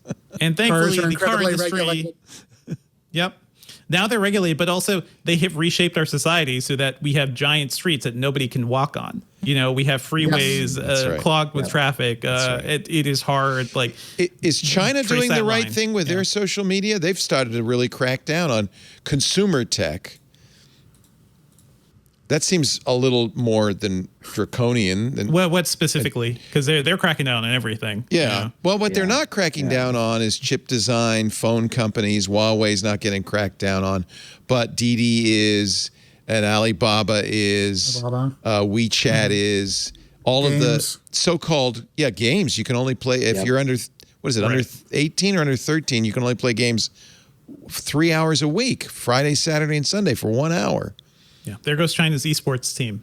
No kidding. Yeah. They've seen what's happened in the U.S. and what a way that it can shape public opinion, the way that it can shape the course of society. And so for whatever reason, this year they've seen and decided we're shutting it down before it gets too powerful and perhaps weaponizing it against us. Look at TikTok, So I have mixed. TikTok has done nothing wrong yet, but just wait. I have mixed feelings because my son is rapidly becoming a TikTok star and is going to be able to is making money on it, and so I have very mixed feelings about this.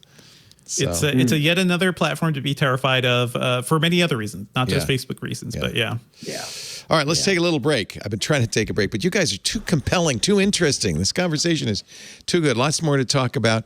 We had a great week this week on the network. In fact, we made a little mini movie that I'm going to show you right now. I'll get a TikTok star on with us, and that'll round out the... Under the Desk News is very good. Under the Jeff, desk? do you know who that person is? No. It is excellent. It's journalism on TikTok. Go check it out. Let's all be under the desk now. The rest of this show. Right now, Mr. Burke is cringing. No, Mr. Burke's not cringing. He's actually taking a nap under the desk. That wouldn't surprise me either. Previously on Twit. Twit News. Well, that is the Apple event. And a few surprises, I guess. Yeah. The Apple Watch doesn't look as different as we thought it would, but it's still bigger.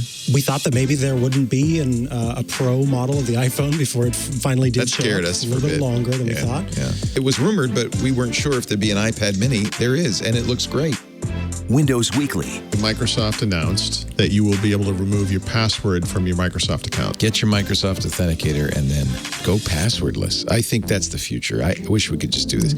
Security Now. WFH, which is the new abbreviation for work from home. 91% of the IT people surveyed said they have felt pressured to compromise on security due to the need for business continuity during the COVID-19 pandemic.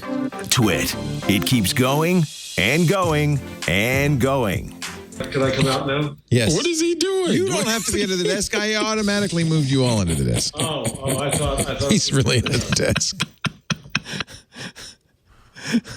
Oh, it's a lot of fun all week long on Twig. That Steve Gibson stat was staggering. Oh, yeah. You know, it's funny. I have to. I do the shows, so I don't have to listen to them. But man, you don't want to miss anything on these shows. I tell you, very interesting stuff. Our show today brought to you by Podium. One of the good things to come from this past year. I mean, there was a lot of bad things, but I have to say, life has gotten easier with on-demand options. Blockbuster movie releases at home. Awesome. Curbside pickup from your favorite restaurant. Love that. I just got a checkup from my doctor on Zoom. With these changes, your customers, if you're a small business, have grown to expect maybe a simpler way, a better way of doing business. Doesn't matter what your product is. That's why more than 90,000 local businesses of all sizes have turned to Podium. Whether you have one location or 1,000, Podium can help you stay ahead with text messaging. See, it turns out we love text messaging. It's the best way to communicate. It's a great way for businesses to communicate with their customers. Podium makes it easy. They make doing business as easy as sending a text. And because people open texts, more business gets done. And your employees will love it because they get a single inbox, not a variety of different places they have to check. So that's a great experience for them, which means a better experience for your customers. You can answer questions, support information with a text. You can send a text. In fact, it was great. This happened to me the other day. I left a place, I think it was a pizzeria, and they sent me a text as I'm walking out the door. How'd you like your pizza? Leave us a review on Yelp. You can do that, or Google, or any number of platforms. You can schedule an appointment. The other day, as I was leaving the dentist, a text pops up, says your appointment is, and it's great. I was able to add it to my calendar right from the text message. You can even collect payments with Podium via text. This is a great stat. A dentist in New York City having trouble doing his collections, as one does, had $1 million in overdue collections, obviously a big dentist. So what did he do? He went to Podium, sent a text payment request. It turned out people weren't avoiding him. They just needed the reminder. Collected $700,000 in just 2 weeks. 70%. Home service providers are responding faster, winning more jobs than their competition. Why? Because customers will text you saying, I want a bid. They don't leave a voicemail. You text them back faster, you're way more likely to get the job. Retailers increase revenue by allowing customers to shop via text message. I can go on and on. You need Podium. Today's customers expect on-demand everything, even from local businesses. So stay ahead of the competition with Podium. Free plans for growing businesses, plus all the power a growing business needs to scale. You can start free today at podium.com/twit. That's right, free, podium.com/twit. It's a really great solution. And I see more and more retailers using Podium, and I think it's fantastic. Podium.com/twit. We thank them so much for their support. We thank you for your support by using that special address, podium.com/twit. Another interesting story with Google and Apple. Russia is having its elections right now. Of course, it'll be, guess who, winning. There's not a lot of opposition, and Russia was able to remove most of the opposition candidates. But the well-known opposition leader, Alexei Navalny, had an app. that was on Google and Android, Android and Apple, that helped you find alternative candidates to the party candidates, the United Russia candidates. That app disappeared from Google and Apple at the request of the Russian government. Now, I understand, you work, you do business in a country, you have to adhere to the country's laws. Any thoughts about that? Should Google and Apple grow a spine, or are they just doing what they have to do? What was the exact reason they were told? Russian authorities say the app is illegal. And the counter thought is illegal. Yes. Yeah. And threatened to prosecute. See, one thing totalitarian regimes do now is insist that you have employees in country so that you can threaten to prosecute the local employees. And they were essentially blackmailed into it, it sounds like. Yeah. A person familiar with Google's decision said the authorities had named specific individuals who would face prosecution. And Google said, okay, fine. Google has more than 100 employees in the country. So this app was really designed to create a protest vote against Mr. Putin. Mr. Putin, that's what the New York Times calls him. I call him Vladdy. Vladdy's United Russia Party. Telegram also pulled down the channel for Navalny, but it's interesting, they didn't do it until the election started, and Pavel Durov said, look, we don't have much choice because Google or Apple will pull us down, and so they are the 100-pound gorillas in this, and we just have to 100 pounds. How heavy is the gorilla? 600 pound? A lot. 600 pounds, I believe. Is that how many? 500? 600? It's big. 800 pounds, maybe. 800? 800 pounds. Do I hear 900? Did you Google it? 800-pound gorilla in this. Isn't that funny? I don't remember how heavy the gorilla was. A 100-pound gorilla would be like a real lightweight. You punch it in the nose and you move on. Durov also had a good excuse because he actually, to Telegram's credit, put off taking the smart voting chatbot down until the elections had begun. And Russia does have an election silence law, which is a reasonable law saying you can't campaign once the elections begin. I think we have a similar law in the United States. Yeah.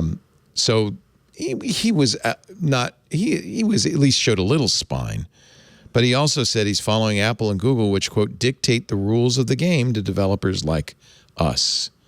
But he said the blocking of applications by Apple and Google, by the way, Durov knows he's Russian. In fact, was forced, he was the Mark Zuckerberg of Russia, had a Facebook clone that was basically, he was forced to sell to the Russian government, left the country and started Telegram. He said the blocking of applications by Apple and Google creates a dangerous precedent that will affect freedom of speech in Russia and around the world. Oh, man. But what do you do? What do you do? All I can say is Alexei Navalny is like the most savage dude in the world.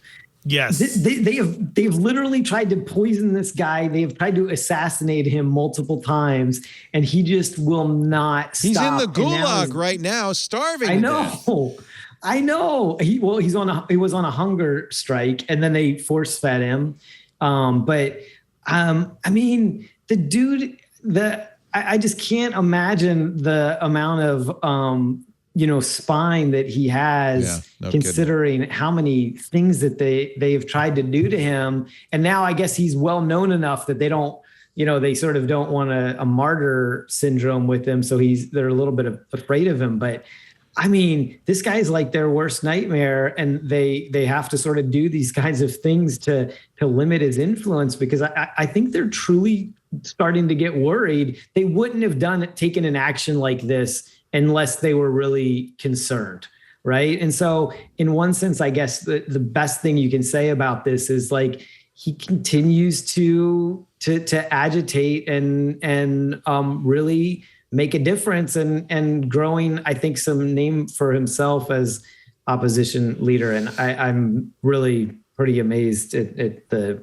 chutzpah. Well, and to be fair to the social media, one of the ways Navalny gets the word out, he's got 6 million YouTube subscribers and 2 million Twitter followers.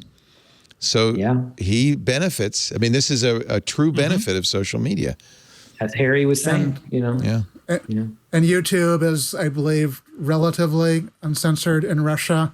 But there's a lot of concern that now that these companies have bowed on these apps that will embolden Putin to lock down stuff that he has not locked down until now.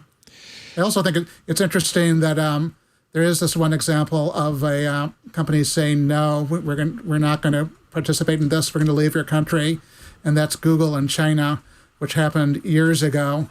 And neither Google nor anybody else has really followed that path in any other instance, even though Russia is a lot less important to these companies than China is as a manufacturing base and a customer base. Maybe that's what Apple and Google should do, just leave Russia. It's not a huge market for them. No. On the other hand, it's not their job to solve the world's problems. That's what governments are for. You know, I don't know why all the burden is on Google and Apple to fix Russia. Hopefully it's their job not to enable the bad guys to do bad stuff, Exactly. though. Yeah. Exactly. I think that's it. And it's a lot of big questions that all the tech companies have to think about to think of how they exist in China. I mean, yeah, Google was out of China for a while and then went back. Right. And how do these companies all kind of justify themselves? Apple's workforce in China, too. There were connections to, the Uyghur Muslim workforce, basically indentured slaves that China is gathering in Shenzhen, or Xinjiang. So there is a lot of stuff that these companies have never had to deal with before. And again, it's sort of like the downside of social media. It's like, we got to ask harder questions now because we've never been in this situation before. More upbeat story. Yep. Did you love Inspiration4? First time ever, 4 civilians, space tourists, some called them, went into orbit around the Earth thanks to SpaceX. Jared Isaacson, who is a billionaire, created a credit card payment system called Shift4, publicly held company, spent, we don't know how much, something like $50 million for the ride, then gave the other 3 seats in various ways to members of the public. One of them is a physician's assistant who works at St. Jude's. This is all a benefit for St. Jude's. In fact, they've raised, thanks to Elon Musk's last-minute contribution of $50 million, they've raised $200 million for St. Jude's Children's Research Hospital. One of the astronauts, space tourists, is a 29-year-old physician's assistant. There's also a guy who contributed some money during the Super Bowl ad and won the golden ticket. There's also a 52-year-old African-American woman who wanted to go into space, was rejected by NASA, but is now is a 3 days worth of orbits astronaut. I guess you can call yourself an astronaut. In fact, it's the closest anybody's been to the moon, the farthest away that anybody's been to Earth since the 70s.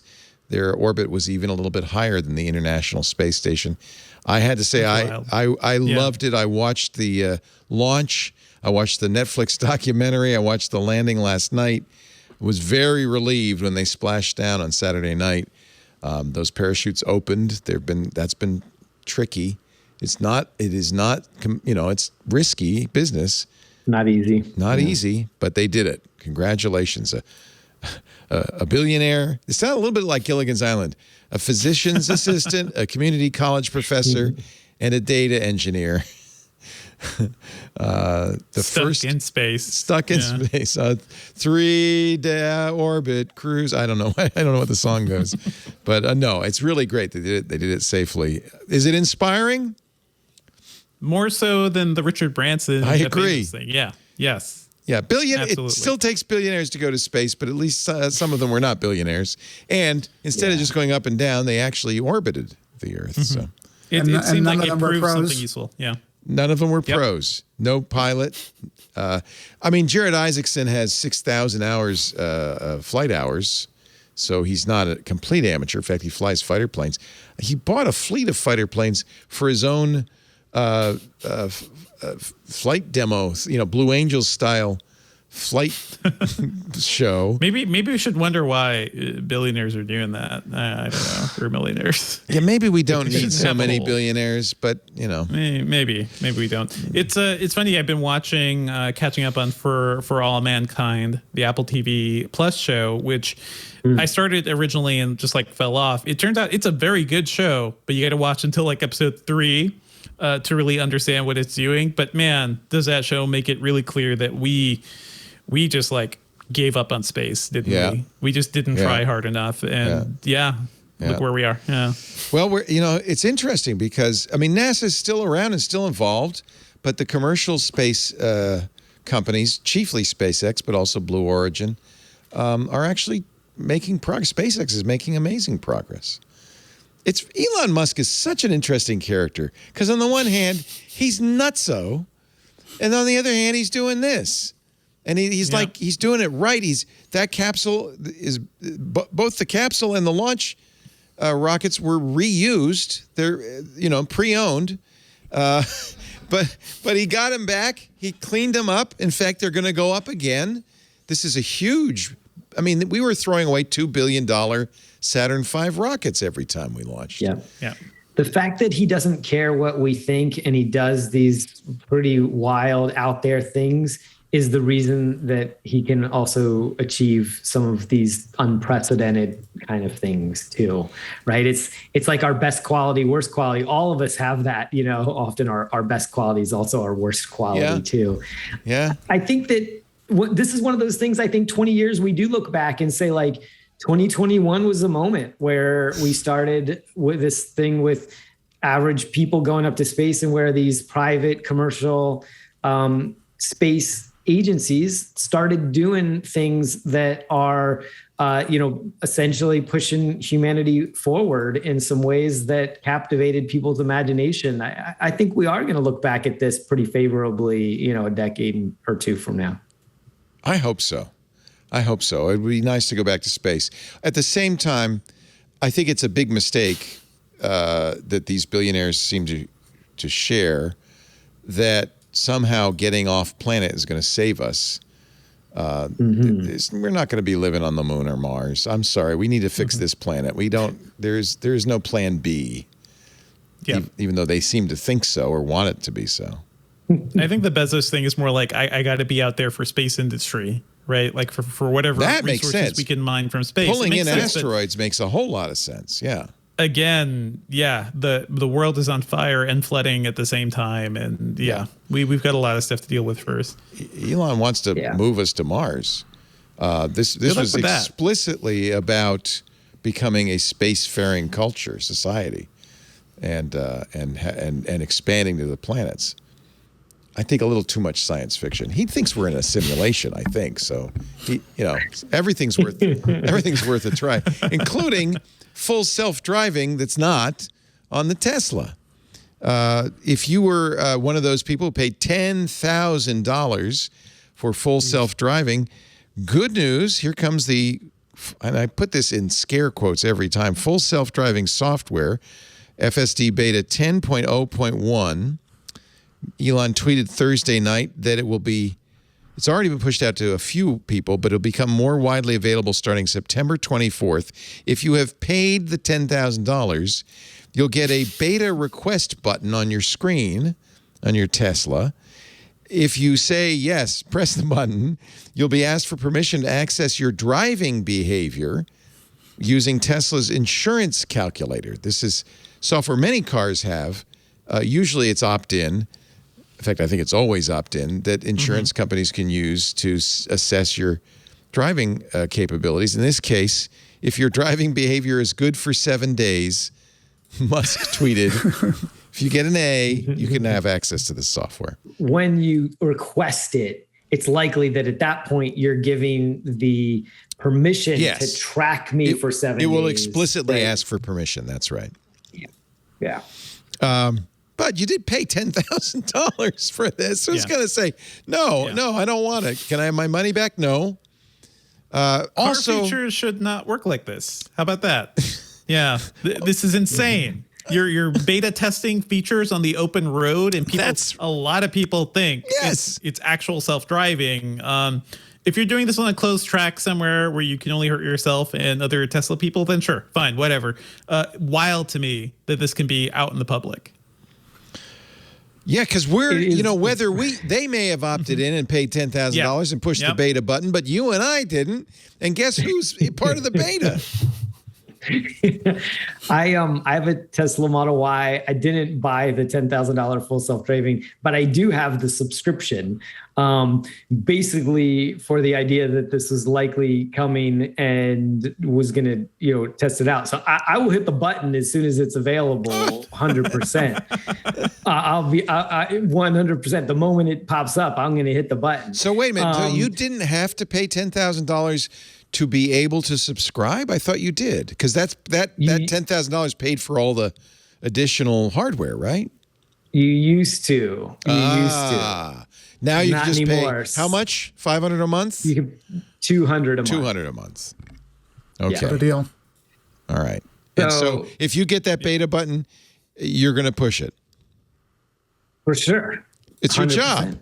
But I would also assume, Jason, you are smart enough not to get in the back seat while your car is driving into town. No, of course not. And I mean, and look, the underlying thing that sometimes gets missed with the full self-driving features is it also enables a lot of active safety features. So if you're driving down the highway and you start to veer out of your lane because you're looking at your phone or you're, getting a drink from your water bottle, the thing, one, you can have it so that it automatically, tells you, hey, get back in your lane, or it will automatically steer you back in your lane. And I had a Model X and I really appreciated that. That was autopilot, which also probably aspirationally named, but it's really driver assist. And I have it on my I have very similar driver assist on my Ford Mach-E. Yeah. You don't need a Tesla for this though. I have a 2017 RAV4 hybrid, a much cheaper car than any of these. It'll push you back into your lane. Yeah. If somebody in front of you stops, it beeps, wakes you up, and will it come to a stop too? No, it won't. It won't come to a stop. But it's another thing too, where it's like, I do realize this thing, full self-driving, opens up all these other safety features. The safety feature should be there. They're not adding new hardware anymore to these cars. Like it is. You're paying extra money to have your life saved, but I guess it's also like buying a higher trim for certain cars too, where you get more special features. You could say, it's not great. They have to put stuff in. It's expensive. I agree with NHTSA, the National Highway Transportation Safety Administration, which says, don't call it full self-driving. Don't call it that. It isn't. It's level 2 at best. Yeah. Still level 2. I'm in the beta for Blue Cruise. It hasn't turned on yet, which is Ford's version of this. They only do it on mapped highways. They don't do it on anywhere else but highways that have been mapped ahead of time. Unlike the Tesla, you don't have to keep your hands on the wheel. Cadillac does this as well. It has a infrared camera right behind the steering wheel, and it's watching to see if you're looking at the road. Or in the back seat, and it's making sure that you're paying attention even if your hands aren't on the wheel. I don't know. I'll turn it on, but just as I did with the Model X, I'm keeping my hands on the wheel and looking around and making sure. There was a curve down here just out of Petaluma into Marin. Every time it tried to plow into the side there. Every time. Okay. So that was with the autopilot. Could you submit feedback to Tesla saying, hey, this almost killed me several times? I should have. I did not. There's a button you're supposed to do that, right? I never knew. The button is for you survive. Yeah, I survived. That's true. That's true. Have you seen Sandy Monroe did a thing on the Blue Cruise? He got a test of it. It didn't go very well. He didn't like it? YouTube. Oh. No, it did not go well at all. Yeah. Just maybe keep an eye on it. And I was a Ford owner for a long time before I got a Tesla. So, I mean, I'm rooting for Ford, and I think I want Ford and GM and, VW. I want to see all of them do well with electric and, these higher safety features, self-driving safety features. So, I mean, I'm rooting for all of them for sure. I think Sandy Munro hates Ford. That's all. He used to work at Ford. I know, but he's very cranky about the Mach-E for some reason. He is very cranky. I'll be the judge of that when I get it, and I'll let you know. Right on. Having driven a Model X, not FSD, but autopilot, I will. I love adaptive cruise control, stopping letting me know that you're about to plow into a car in front of you. That's all great. Lane keeping, that's all great. I think that's very useful. I never was comfortable with the Tesla's lane changing. It always seemed to be more aggressive than I would be, darting into a lane even though there's a car coming, things like that.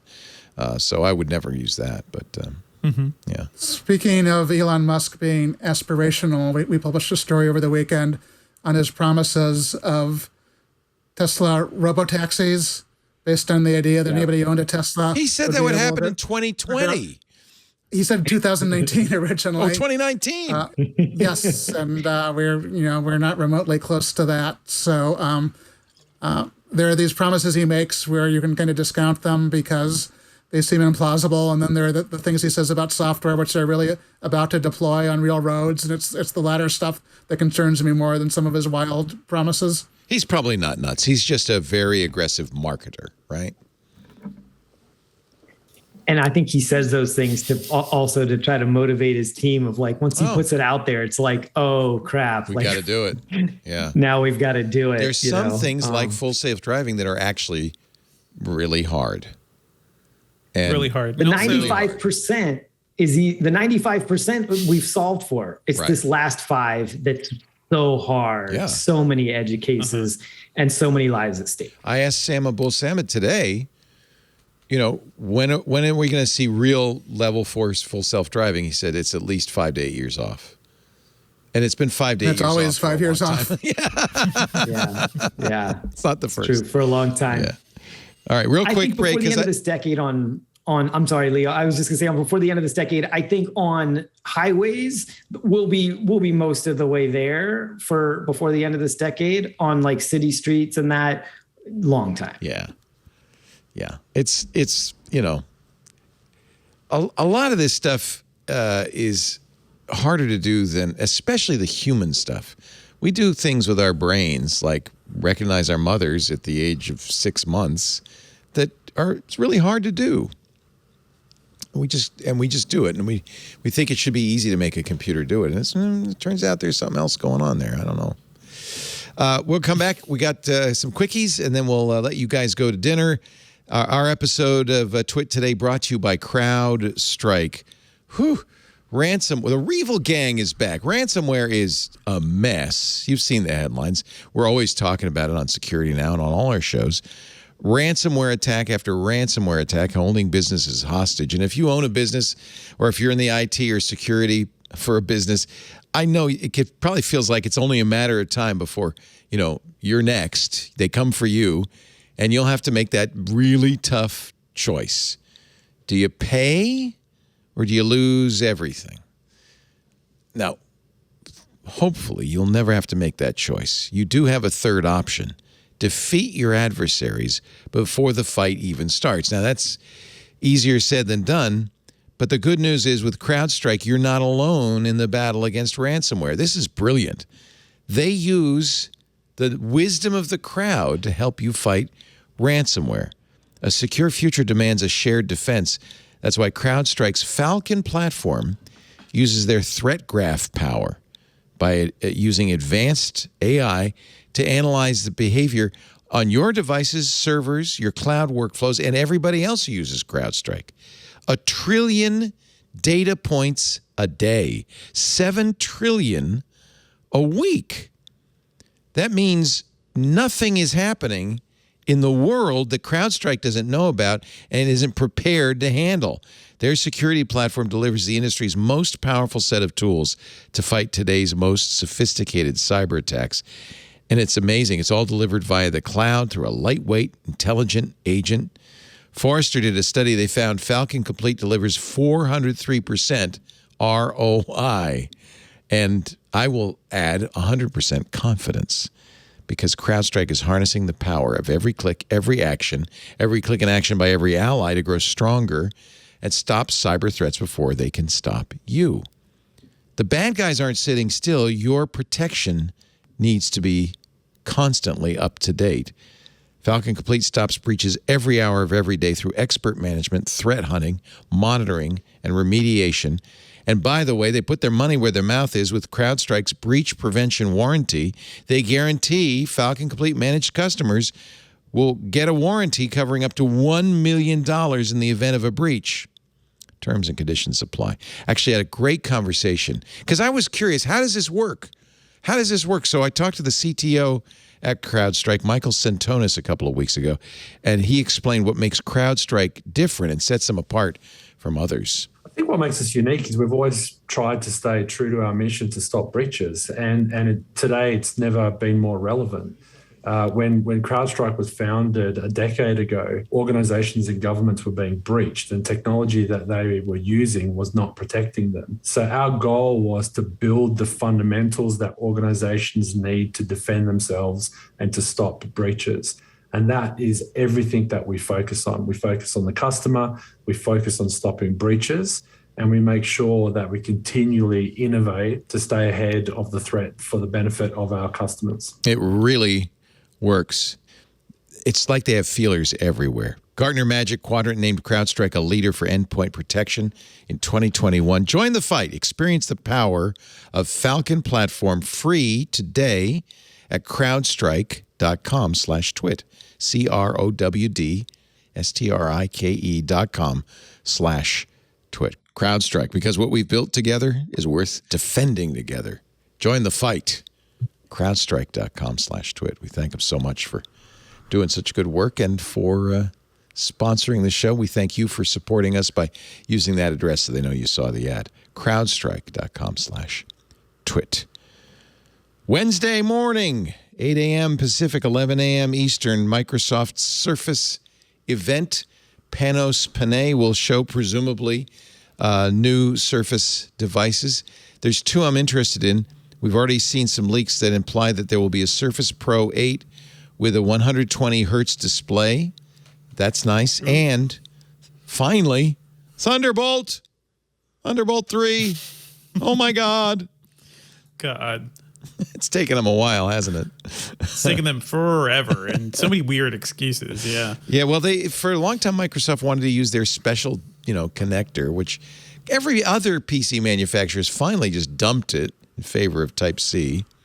And now finally Thunderbolt plus Type-C charging. Dual Thunderbolt interfaces, according to the leak. It was a Chinese retailer who accidentally published the ad. The hard drives will be SSD and replaceable, which is kind of interesting. That must be a business need. Maybe, you take it out and put a new one in when you get a new employee. I'm not sure. And then the other product I'm interested to see is this Surface Duo. This is that book, the two-screen folding phone, unlike Samsung's foldable screens. I actually really liked the Duo. I spent $1,500 for it last year, sent it back after a couple of weeks because the software just didn't live up to the promise. Also, It didn't have a good camera. This time it will have apparently a good camera. Did you play with it? I played with the Duo. I'm excited about that vision for two-handed devices or like a foldable that's two separate screens, just because I feel like that'll be a little more durable than what we're seeing from Samsung and others. But yeah, it's the software is what always comes back to bite you. So I hope they get that right this time. I hope the camera's better. I want to hear about the Surface Neo, which was supposed to be the bigger one, the actual Windows 11 or Windows device. I almost feel like they killed it. They said that they were suspending work on it. Really? Yep. Yeah, yes, I remember that. They didn't say they'd never do it, but they said that they had other stuff that was more important. Yep. It makes sense because they got to make new Surfaces and everything. But I look at the new iPad Mini and I'm like, oh, that is a cute little scribble pad I can keep around. Would be nice to have something like that Neo-wise. Yeah. Yeah. Two of them with a hinge.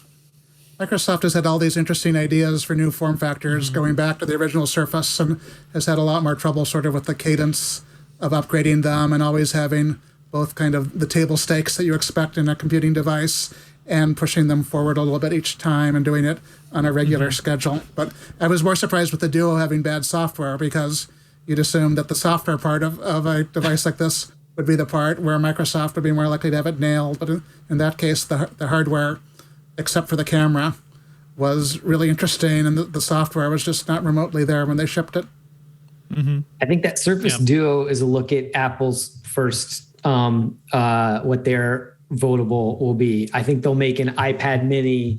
The next iPad mini will probably look something like the Surface Duo. I think they'll make something foldable that's like 2 screens. Like that. Yeah. Yeah. I had the Samsung Galaxy Fold. I hear the new one's better. I bought the Flip this year, and I actually really like the Flip because it's a normal phone that just folds up so it's small in your pocket. And that makes a lot of sense to me. It does. I think, though, we spent over a decade with smartphones as they are now. Our thing is that we're always dabbling on our phones, right? So a thing that makes that you have to unfold to actually even do any of that. I wonder, maybe for people who are interested in more mindfulness and like being disconnected from their devices, that could be useful. But for me, it's like that would be just an impediment to how I want to use my phone. The Flip 3 really is about style. I think it's for people in skinny jeans. It's thicker than a thin smartphone, though. So no. Well, that's true. No. But it feels like it's something that you would, I'm kind of a stylish guy, and I have a flip phone, because everybody else's phone looks exactly like the same slab of black glass as everybody else's. It's not. Yeah, I don't know if that matters anymore. There is a rumor that Google is working on its own folding phone they call the Jumbo Jack, which is not a good name. Please call it that. No. Please just release it as the Jumbo Jack. Might as well just call it the Whopper. The Jumbo Jack. It comes with a pile of pancakes. Yeah, it's great. There's apparently, according to 9 to 5 Google, some code in Android 12 beta releases that 12.1 that include a second Pixel foldable. So we know that the Pixel event is coming up probably next month. Yeah. It'd be interesting if they announced a folding phone. I don't know. The iPhone killed flip phones, and flip phones are still sore about it. And they're like, we're going to make one more try. We're going to do this. We're back. Speaking of like all the Surface stuff, by the way, the Surface Book, the idea of the new Surface Book, Microsoft really needs to do something there, because I think the last few ones, they have been limited by the way the Surface Book was just so weird. That's their like basically MacBook Pro competitor. The Surface Book was a fully detachable tablet, but the CPU and all the main hardware was behind the screen. So that really limited what they were able to do with that machine. I had one, and the GPU was in the keyboard. So when you detached it, the computer got very confused. It was a nightmare for a long time. They finally, about a year in on the first one, fixed it. So here's the rumor. Mary Jo Foley and Paul Thurrott told me on Wednesday that it won't be detachable anymore.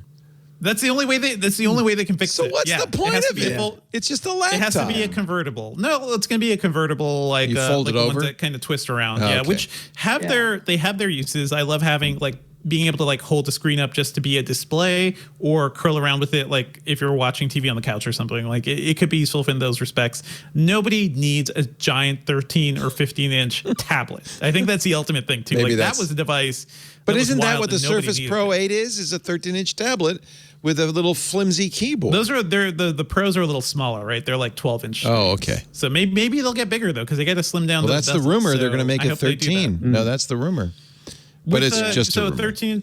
Yeah, a 13-inch screen though, in the size of like the current Surface Pros, like that's doable. You could live with that. And the iPad Pros go up to what, 12? 12.9. Yeah. 13, 12.9. Yeah. It's a little big. Would the Surface Book? The Surface Book still have that cool hinge, or are they getting rid of that too? I love the hinge, but I think the gap in that hinge was a big. It looks like a freaking clothespin. Yeah, there's a big where all the dust gets in. There's a big hole. Stuff gets in, pens get in, stuff in your bag gets in there.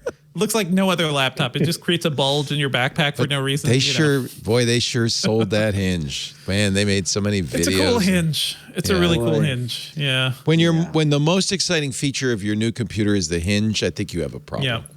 I was there for the Surface Book 2 launch event in New York, and they sure talked a lot about that hinge. They really love the hinge. It's not good. It's a good hinge. And actually, hinges are more important than ever because we're talking about folding phones. They are. Folding phones. You got to have a good hinge. Samsung talks a lot about its hinge. Its new and improved hinge, which basically just has a brush in it to brush out dust before you close it. Here we are, 2021, and hinges are the best we've got. Hinges are back. If we could use CRISPR to bring back the woolly mammoth, should we? I guess science fiction has taught us nothing. Yeah. So there's a company called Colossal, which has just got a $15 million grant to use CRISPR to take existing elephants and turn them back into woolly mammoths. Yeah, what could possibly go wrong? Why would you? We have an elephant population problem. So shouldn't the focus be on make more saving the elephants and not mutating them? Yeah, let's make more. They want to grow. This is totally a sci-fi story. Even the name of the company, Colossal. Yep. Colossal hopes to develop artificial wombs to grow its mammoth embryos. They want to make large-scale herds. Mammoths roaming the earth. Herds. Will they be in amusement parks? I'm trying to find out. I'm looking at the article trying to figure out why. That's okay. You'll also need a lot more than $15 million to do that because that is chump change. The plan isn't to recreate true woolly mammoths, but instead to bring their cold-adapted genetic traits, which include small ears and more body fat, to their elephant cousins, creating a hybrid that can wander the tundra, where mammoths haven't been seen for 10,000 years. I guess maybe the tundra needs more mammoths. No, we need more elephants.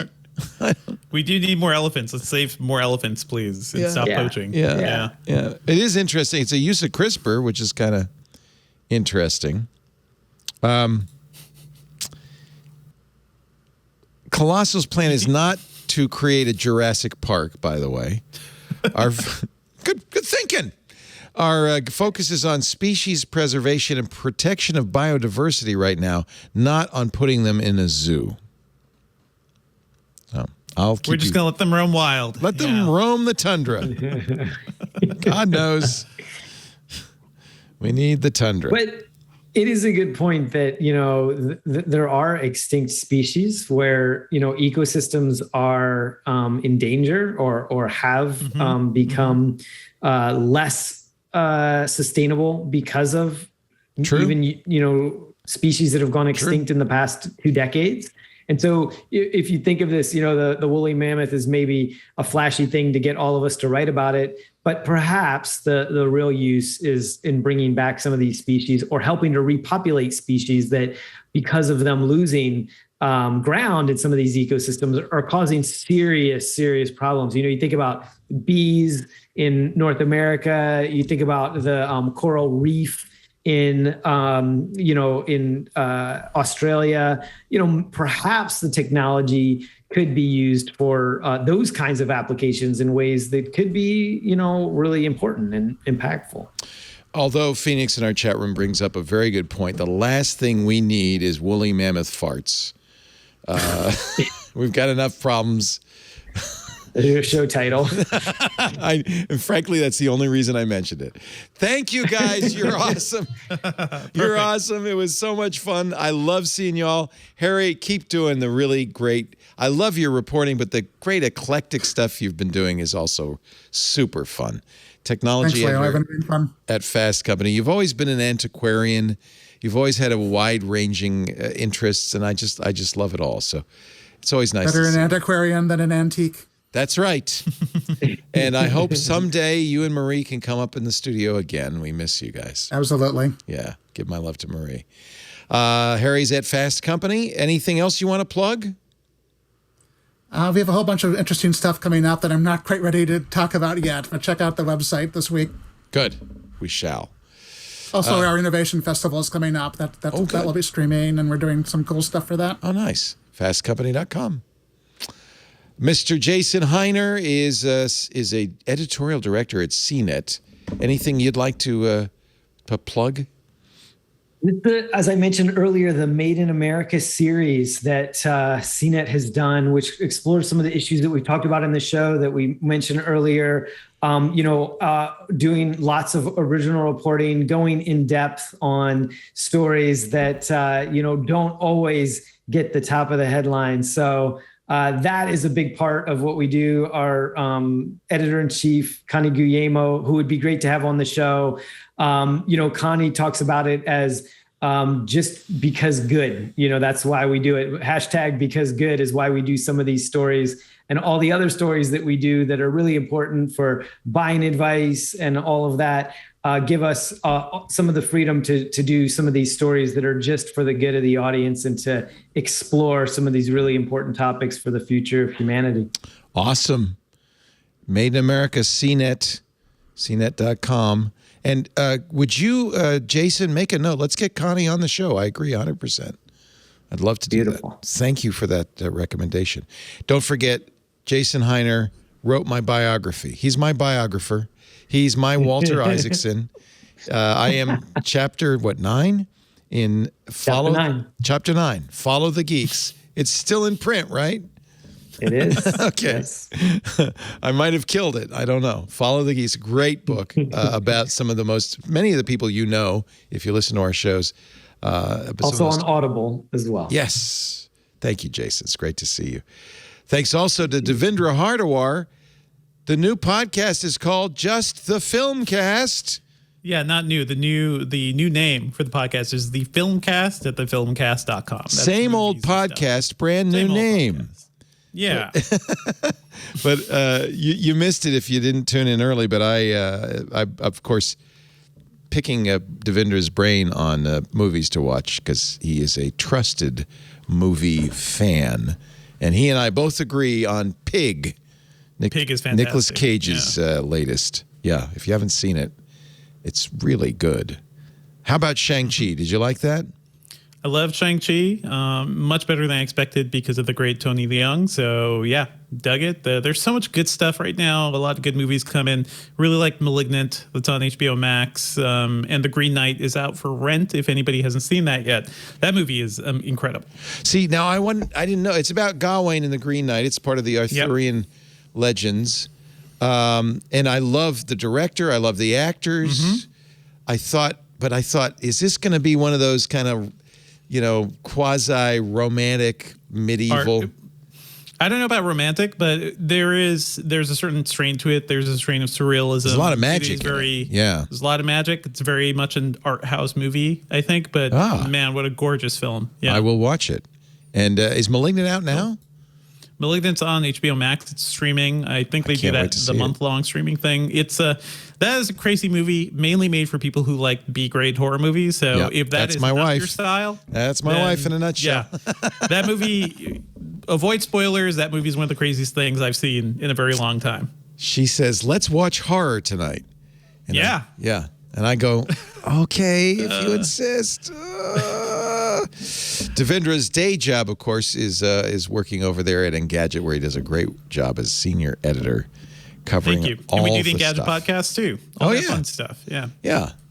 It's so nice to have you.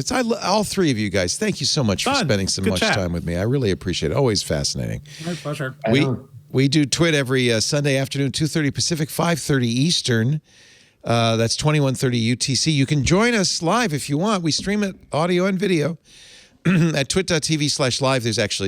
That's a link to a bunch of different sources. If you're watching live, chat with us at the chat room, irc.twit.tv, with all the other people watching at the same time. It's one of the reasons we do it live is I love the interactivity. In fact, we have a new way you can participate.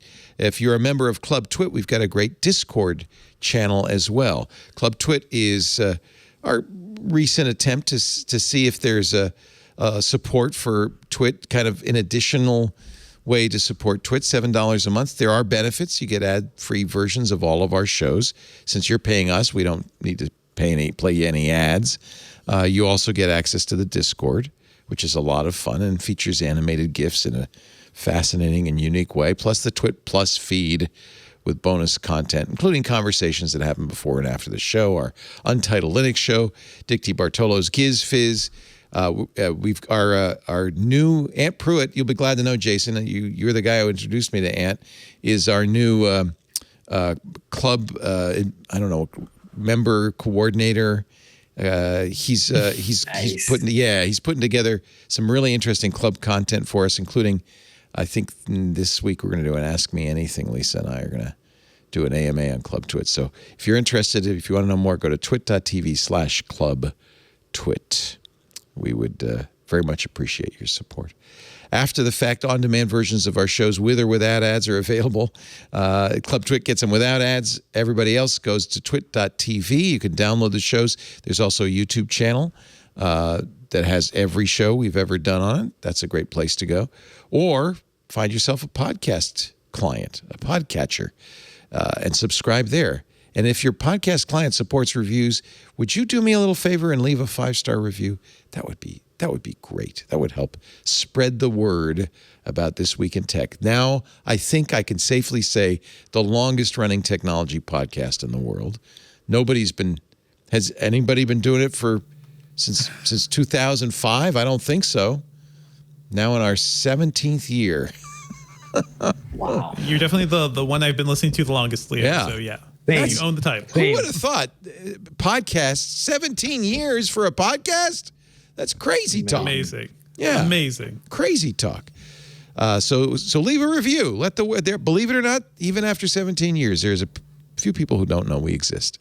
Thanks for being here, everybody. We'll see you next time. Another Twit is in the can.